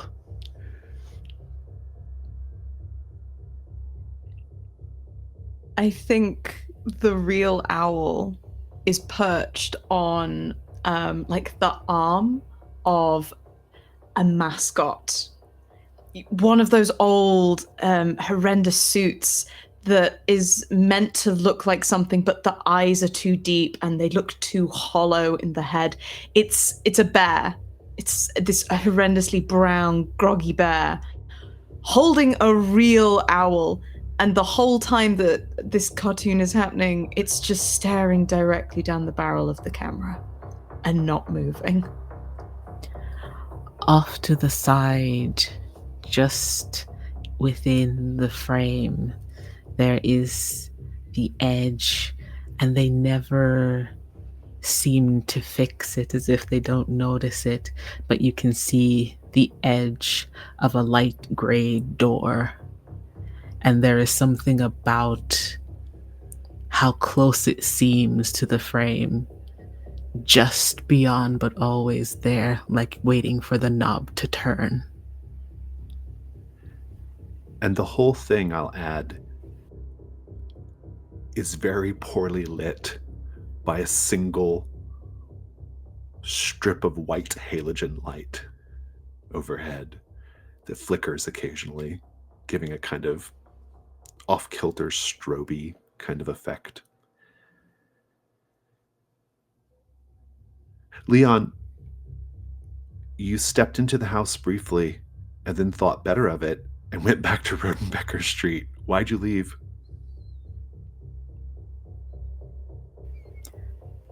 Leon sent Mal in first, and as he took a step in afterwards, he saw Mal stop in the center of the kitchen, dead tail not moving, ears twitching back and forth.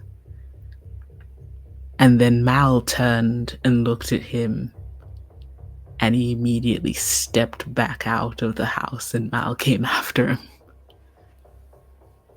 Nina, you waited around for JJ.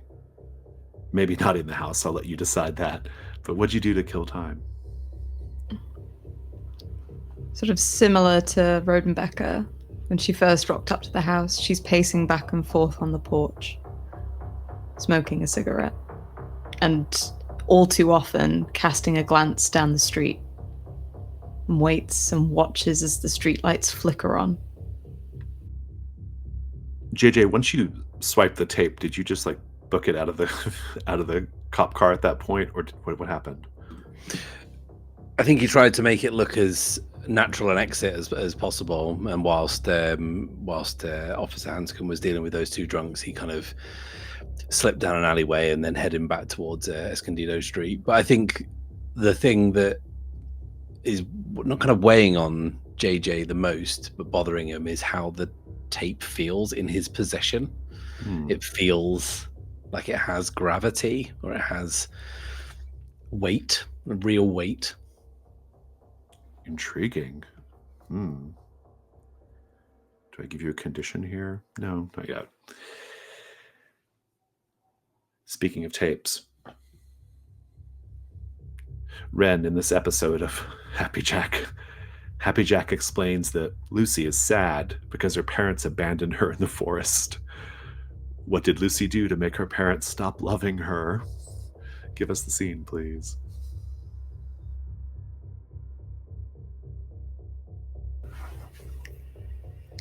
As Lucy is there crying, she looks at the puppet who's patting her on the arm, and in a very oddly cheery way, Happy Jack starts explaining that Lucy and Lucky went down the trail picking sweet berries and flowers alike, and Lucy told Lucky, let's play a game of hide and seek on our little summery hike. And Lucky found Lucy, and Lucy took a turn and counted to 10, but Lucy would learn that Lucky couldn't be found again. Interesting. JJ, you arrive at 18 Escondido Street.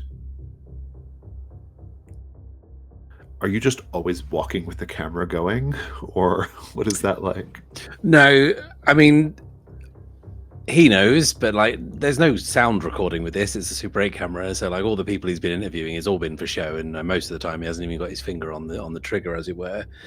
But he does shoot when things look interesting, things engage him, and the silhouette of the house against the kind of like fading light of the sky definitely does. Well, how's this? When you approach, you see Nina kind of anxiously pacing back and forth. And then you also see a little boy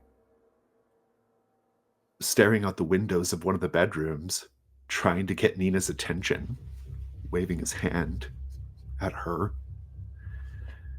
What do you do? I pull the trigger and I start filming from a place with which Nina cannot see me.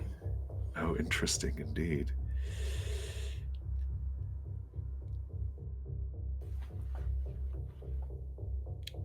You'll realize pretty quickly, JJ, that the little boy in the window is not getting Nina's attention.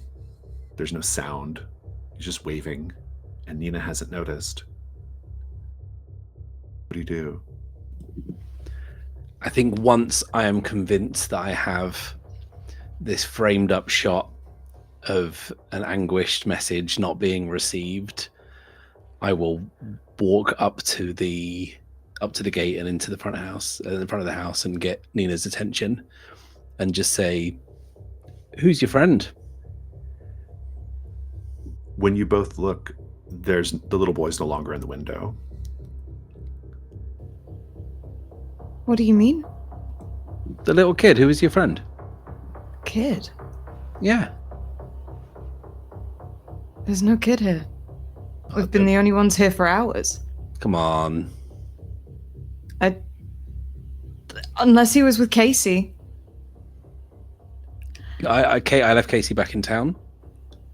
So, not here. Nina throws a look up to the house. It's just throws the cigarette down and crushes it under her boot. Fuck this for a pack of soldiers. And walks in, back around the house, in through the entrance that they found before, and is just pointedly not looking at the pile of Reese's, and goes in hunt of the door down to the basement. Indeed. Leon, we fast forward to find you. You said you were doing computer research at the house. I think you're in the middle of all that. Malcolm's doing whatever he does this time of night. The house is quite quiet, apart from just the normal sort of groans and creaks of especially a wooden house as it sort of shifts and reacts to the earth and the wind. But quiet. You hear Mal's breathing. We hear your clack, clack, clacking on the keyboard. And then we hear from the top of the stairs.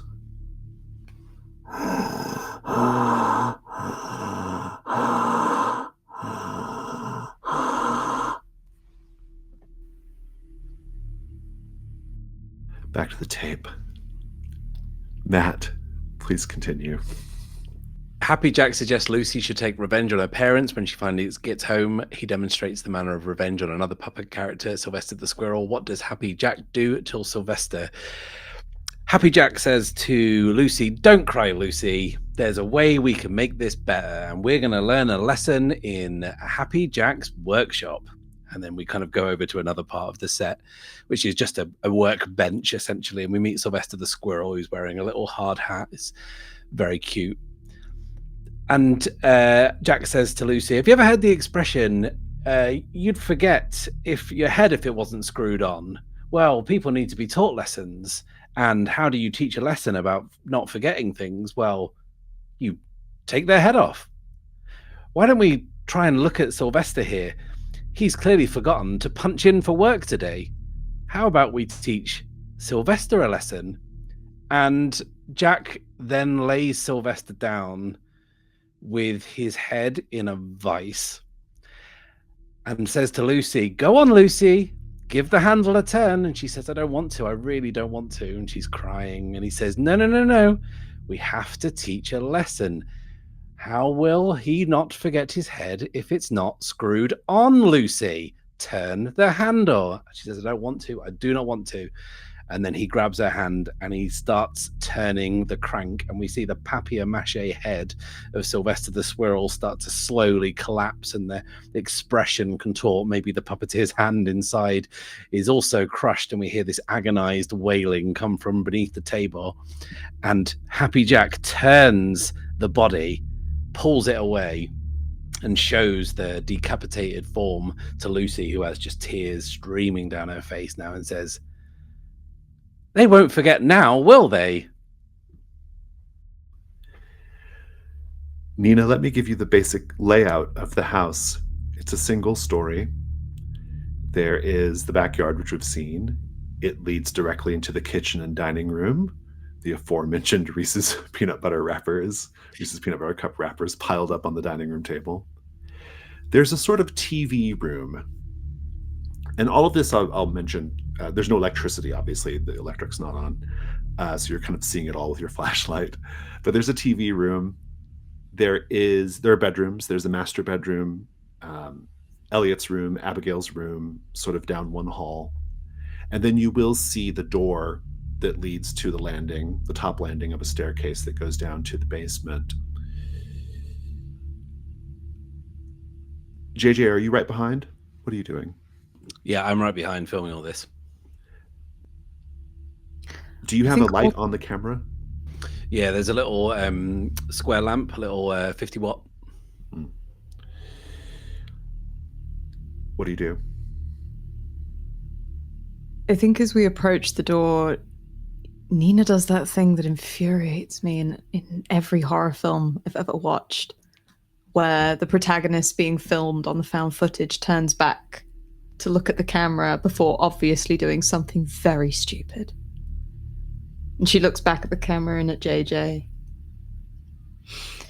And then puts her hand on the doorknob and rattles it to see if it'll open. It does. She pushes it and is holding her breath.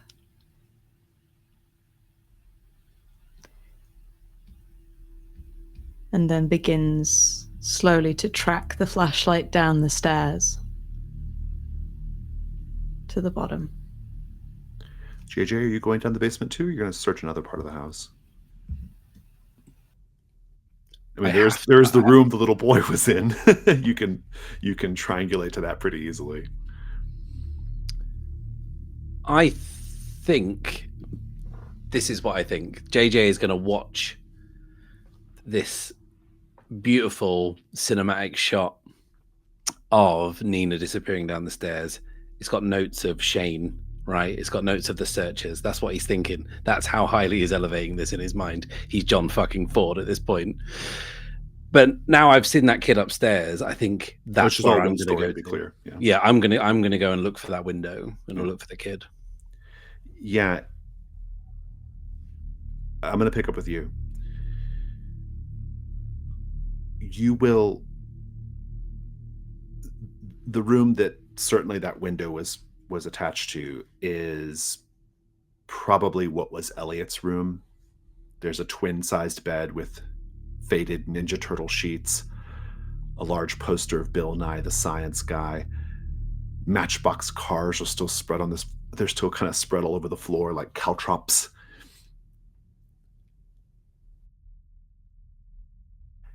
And importantly,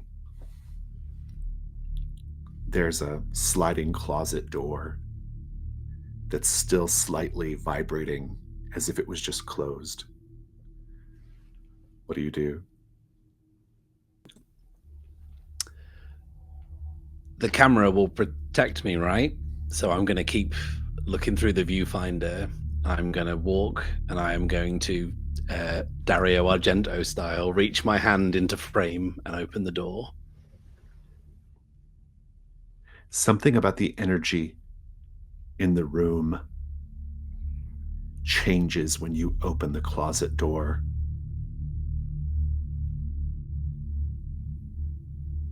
Maybe you feel it too, Nina. Just the two of you, what do you see or otherwise experience that makes you think Elliot Mendoza, allegedly missing for 10 years, is with you in the house right now?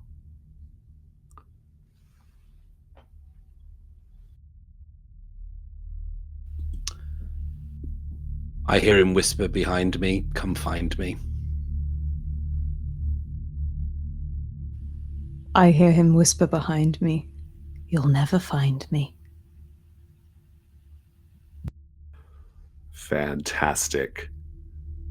By opening the closet door, you have also unlocked a brand new question that you can try to answer.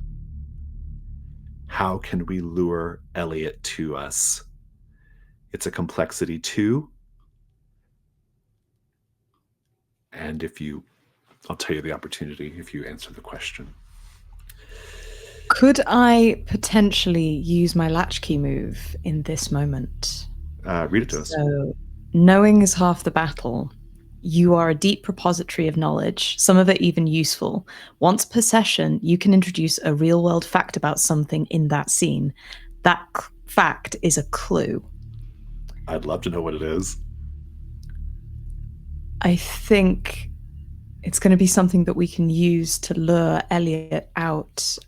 I think in the basement, it's full of old like crates of children's toys. It's the toys passed down through like the Mendoza family.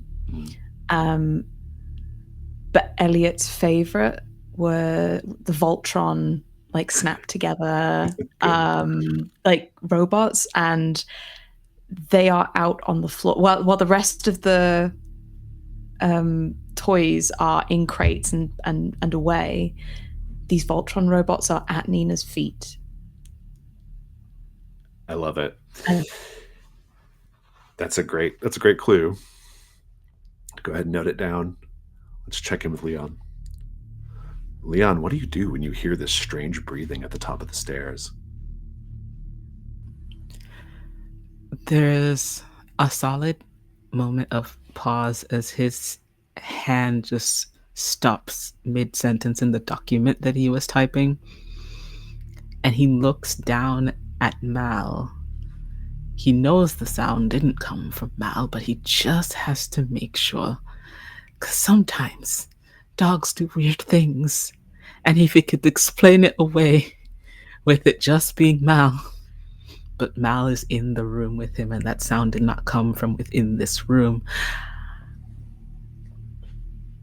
So he eases back from the little desk,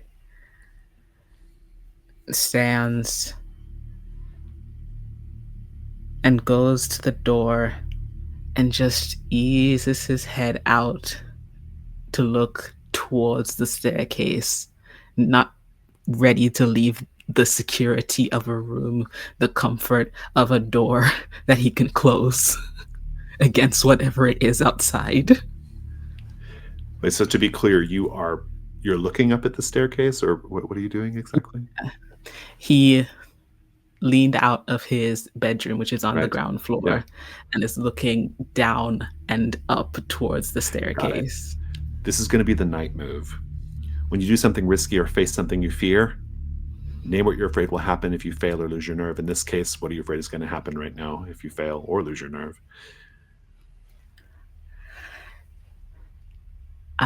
Leon is afraid that whatever it is at the top of the staircase is going to see him and maybe find him delicious. I have to say how it's worse than that. He's not the only, or it is not the only thing in the house that finds you delicious. Ah! Why? Please go ahead and roll with composure. Do you have any conditions right now? No, I don't. You do not. Okay, go ahead. Boy. 8. 8. On a 7 to 9, you do what you intended, or you hold steady. You'll just be able to stay in the scene, essentially. But there's a complication or cost. I'll describe it. It looks like. We'll come back to this. Let's take watch our last little bit of the tape, please, Jess. The episode ends and the screen fades to black, but audio can still be heard. Lucy whispers something to anyone who might be watching. What does she say? So as it fades to black and we can still hear her sobbing from the lesson that she has learned, and that sob gently fades until, all too close to the mic, Lucy's little voice returns. This world is bathed in a light, screamed from the guts of a star that shed its skin a millennia before. And yet in the aeons of this life, in this universe, only a few grains of sand have fallen in the glass. Our mother is still an infant. Still we take the purest things from inside her and leave her with such burdens. Because we break the things we love.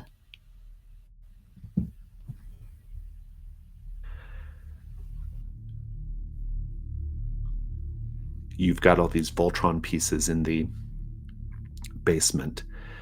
Let's speak of the basement a little bit, which you're seeing just in swishes of the flashlight light. You will smell sawdust and rat droppings that sort of invade your nose. Stacks of U-Haul boxes. That's an interesting detail in itself because it indicates that the family never went anywhere with their stuff, at least. They left it all here. There's a disassembled Christmas tree in one corner.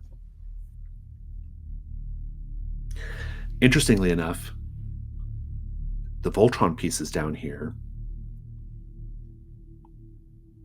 that's very interesting because I want to know from everyone, something about the basement indicates that the kids were terrified to come down here. It is the thing that every child is scared of in the basement. It is the water heater, the burner. That big, coal guzzling grate that creaks and groans and makes all of the noises in the night and slams shut and is all too loud and all too quiet all at the same time. And it feels like a monster living under your house. And it is always there, and it can't be moved. And kids are terrified of it. And there's one here. I think there is...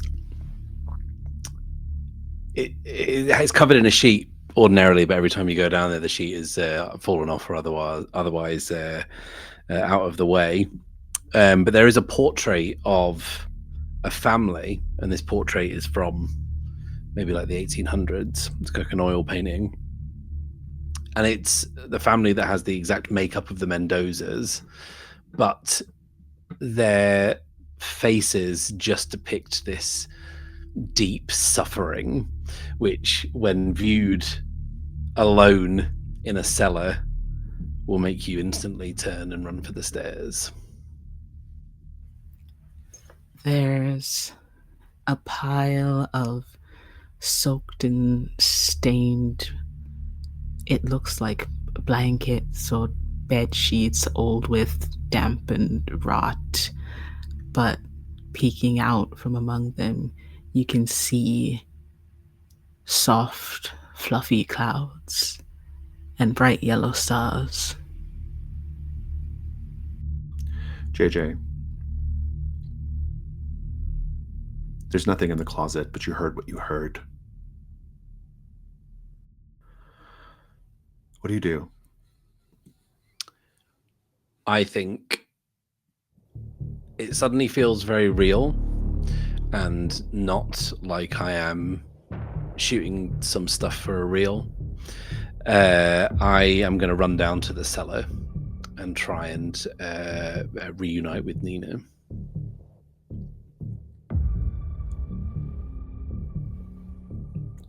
You do. You were down in the basement with Nina. When you get to just near the bottom of the basement stairs, what do you see Nina doing that she won't remember once you leave this place?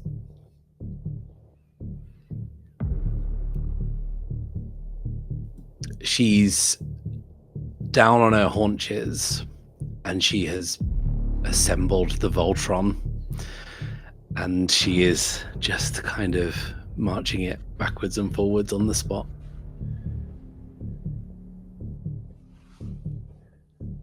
Leon, you look up the stairs. And you see standing at the top of them a person wearing jeans and a dark hoodie and a mask shaped like a bull's face with horns. And they're just standing at the top of the stairs.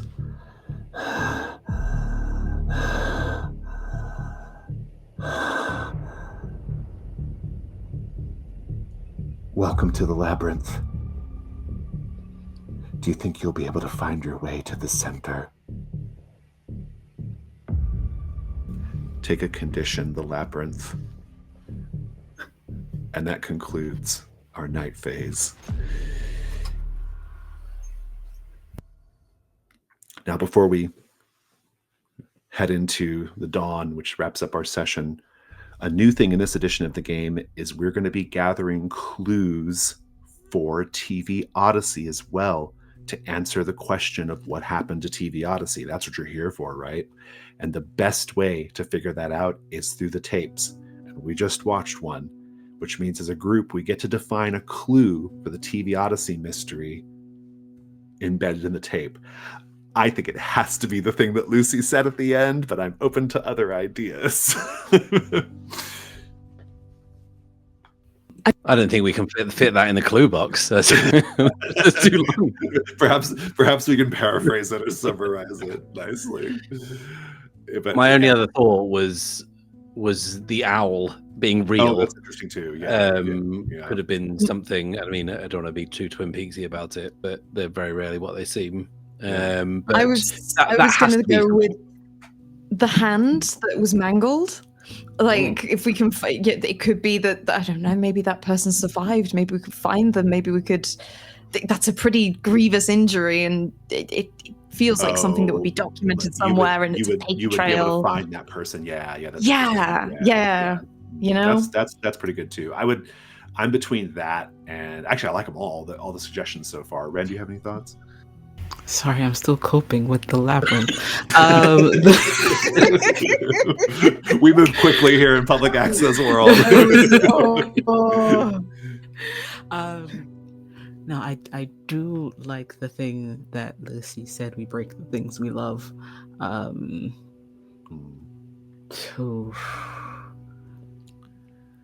think I'm down to either the mangled hand or some summary of what Lucy said about the cosmos.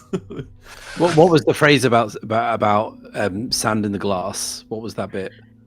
And yet, in the eons of life in this universe, only a few grains of sand have fallen in the glass. Could that's that great. Be that's the thing? Great. Yeah, that's a good clue. That'll be our first Odyssey clue. I'll note it in the sheet later. I've got a special place. Winner. Let's go to the dawn phase.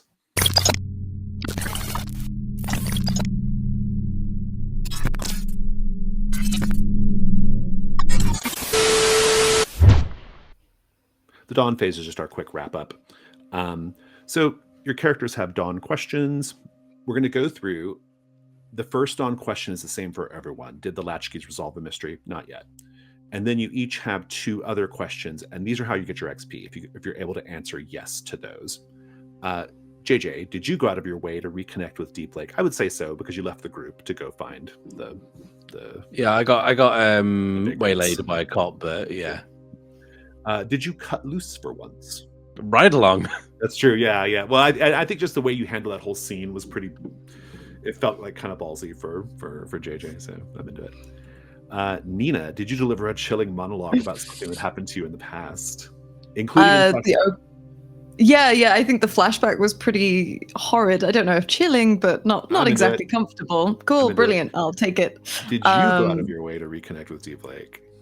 Had to go into that basement. Terrified of them. Had to go in anyway. Yes. I'll take it. Leon, were you vulnerable with someone?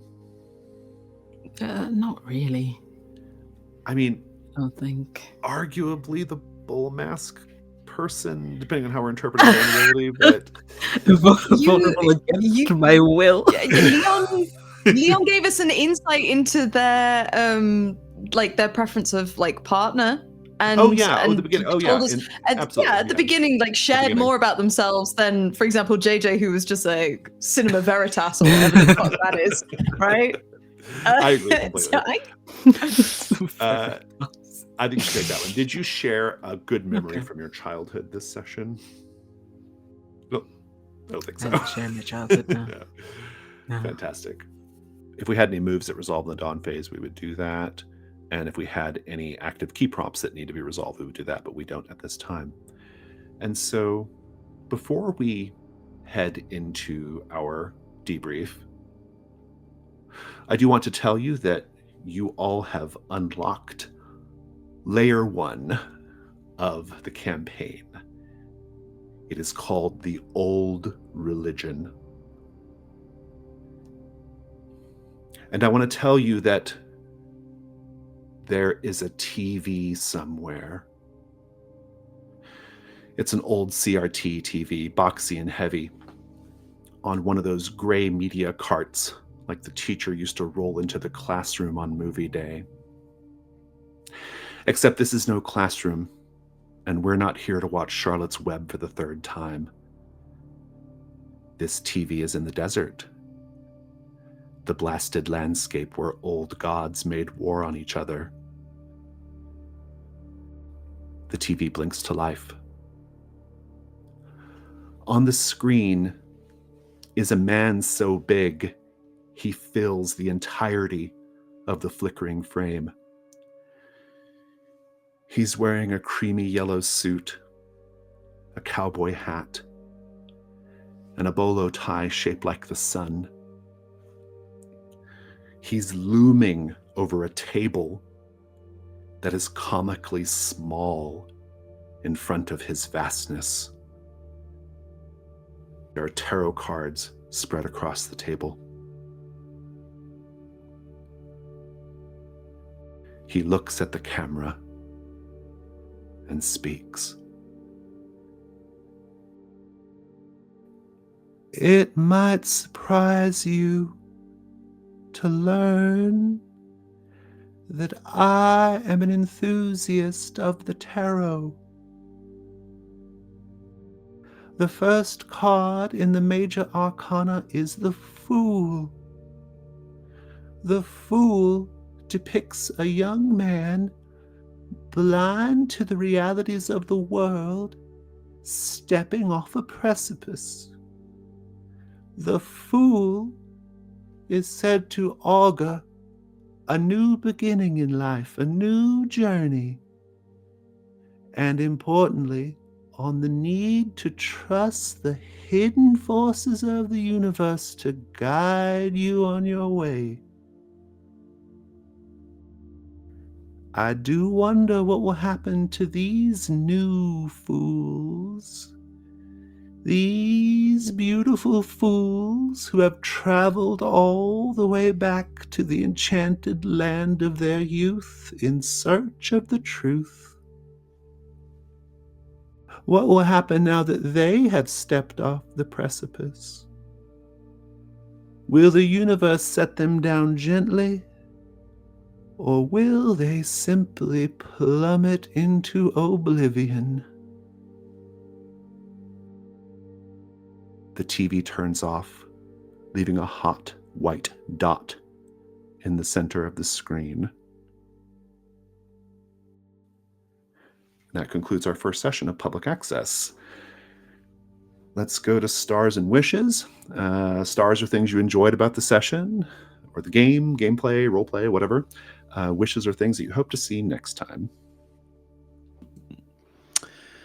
I want more of that Dr. John sounding motherfucker. I really want that. I don't know where that's been channeled from, Jason, but I'm so into that. I mean, great to be playing with you all again. I really enjoyed that. I really enjoyed the way that the horror just creeps up on you. And I think perhaps you get that from a more grounded real world setting, I suppose, where the stakes aren't quite so heightened. What is it with like First Fairweather, now Hanscom? Why am I getting all the fuckable cops? Like, what's going on? What's happening? It's your destiny. It is my destiny, and not the The universe is telling you to fuck a cop, Matt. I know, yeah. Not the first time I've used "Hey, have you seen Point Break?" as a pickup line. I thought everyone's intro scenes were really fun. I think that's a really cool way of introducing characters by making them do a mask straight off the bat. I thought that was really cool. I wasn't expecting that at all. I really loved the Odyssey tape, the Happy Jack thing. I think we all went to some really weird, dark places. Jess, fuck me. What were you thinking? Wren's rhyming, Jess's whispering, and then my removal of a head in a vice in the middle. We got the three genders right there. But yeah, I had a great time. This is all kinds of fucked up. I love it. Jesus. Matt, I it's not your way of being that I've met before, but I do love this aloofness to the character that you bring, having said that this is like who you were a little bit in the past, and like, I would not have liked you much, but no, I love JJ and like the kind of energy that he is bringing, and just like the detachment that comes. I love watching like found footage horror, so the fact that JJ is creating the found footage for our horror right now to be found at a later time when we are all deceased is great. Love watching that happen in real time. Jess, Nina is, she's such a not a sweetheart. She is a sweetheart, but I mean like she is so thoughtful and trying to still actively carve her place amongst us and amongst the world, and you can see her earnestness in everything that she does, and I really enjoy that in a character, and I hate the horrible things that are going to happen to that character because it's just like I want to root for you so badly. At the same time, can't wait. And yeah, when you pulled that whisper out, I was like, oh god, it keeps going and it never loses intensity. Wow. that was incredibly timed. Jason, why you gotta give me the masked evil people again? Why? It's fine. No, I love every NPC that we've met so far. Everyone feels so very grounded. I think, again, like Matt said, because it's like real life based, I can really visualize these people very easily. And so when the weird things happen, it really hits very differently because it comes from places you aren't expecting. And I just love all of the little like hints towards things in the future that will be coming up. I love this game. I've said it before, I'll say it again. The sort of carved from Brindlewood system, from what we've played of the Between to what we're playing now, it itches a part of my brain that needs to be scratched relentlessly. It is building stories, not just telling them. It is creating a full narrative that everyone gets to pitch in and be part of actively at every single step. And it just fuels me at this point. I absolutely adore it. And it's given us some, again, like, it's the game that has allowed us to, off the bat, give some really in-depth character insight within the first 5 minutes. Leon, like, I know that kid. We always felt bad for the kid because there wasn't their fault. Staring too long and not at the right way and not in the right places. I've done that. I know that. I feel that. JJ, fucking JJ. Oh my god. We need to do the Cinema double Verite features- drinking game. Yeah, like all of your double features to escape from the home life. It was all there, and all of a sudden you know who these characters are in adulthood when they rock up together and they're all trying to figure out what being normal is, but not really. They just want to figure out what this is. What Deep Lake is hiding from them. Leon's ability to just be real cool and chill about it, and also Malcolm. Like, brilliant choice bringing Malcolm into it. Real happy we've got Malcolm. And then JJ's aloofness, and just, yeah, it's all about the film, man. It's all about these many types of thing I still don't understand. Fantastic. Absolute asshole, but I get it. I see it. I know what's happening. These are really, already, we're one session in, and I love these characters. I love this group. I love what we're doing. Yeah, no, I think, in particular, the bit where Leon just was like, we're getting out of here, we're going back, we're looking this up on the internet. That's the safe place. The internet is the safe place. It was it's a smart and brilliant move. It plays in so well to what we know about Leon at this point, right? And JJ, right along. That, yeah, you absolutely nailed that. That was so much fun. I couldn't stop laughing. And yeah, Jason, you've done it again. Let's keep playing, please. Like, I need this. This is great. Yeah, stars all around. I enjoyed this about this group when we played The Between, and I'm actually quite sad we don't have Michelle for this. But when we played The Between, a thing I really loved about playing that with all of you is that you all will. I know you're all going to give me back as much horror as I like to give, and that's fun for me, right? Like, I like when a group, like, it's like, oh, I will meet you on your fucked up level and go to this dark place, right? Like, that's I consider it a challenge, right? So I'm super into it. So just as a big picture way, I really enjoyed that. The flashback introductions were terrific. Love the Key of the Child introductions. Those were very, very good. And like a couple of people have said already, it's such an immediate like entree into like who these characters are, what their deal is. Like, it hints at what their trauma is, what their past is. And so I really enjoyed that. I thought you all did a great job with it. Yeah, and I agree. I just kind of really, really like these characters already quite a lot. And there's something like really grounded, going back to this idea of like groundedness, there's something like, it's so interesting because I have lived in Degoya County as a setting for years, right? Even before I wrote Public Access, this was my Monster Heart setting, right? And so Degoya County and I go way back, right? But it's always so interesting to see how new characters interact with these NPCs that I'm so intimately familiar with, right? And so that was just really enjoyable.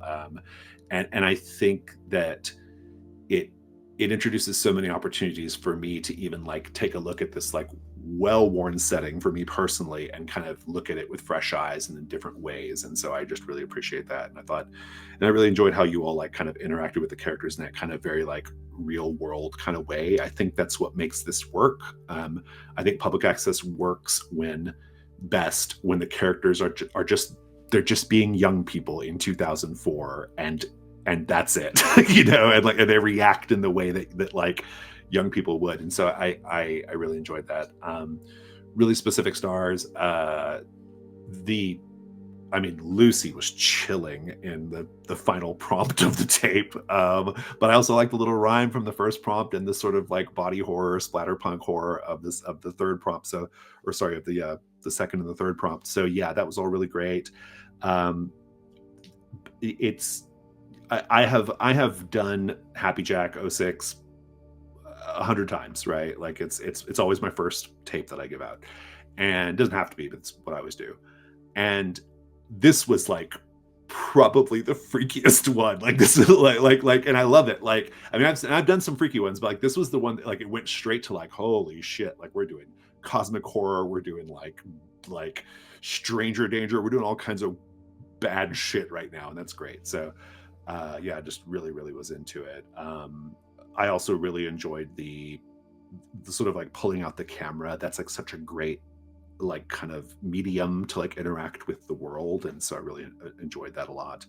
I also really like Malcolm, and that I don't see that move very often. I think this might be the first time, in fact, I've never seen that particular move that gives you the dog in play. So that's really enjoyable. And yeah, Star for going into the basement, like that is like that's the sort of like press your luck, play to lose, push into the dark places kind of gameplay that I appreciate, and because that's where the good story happens. I was raised on the between. Yeah, I was ready. That's where to me that's where the story happens, right? That's where the story happens. Like I want to go into those dark places. So yeah, great time all around, and wishes. I'm really excited to get the second mystery on the table and to see how that changes things. And I'm also very curious if you're going to try to lure Elliot. You don't have to. It doesn't affect solving the mystery. It's just a thing you can do. So. Yeah. Wicked. More creepy children for me to deal with. Fantastic.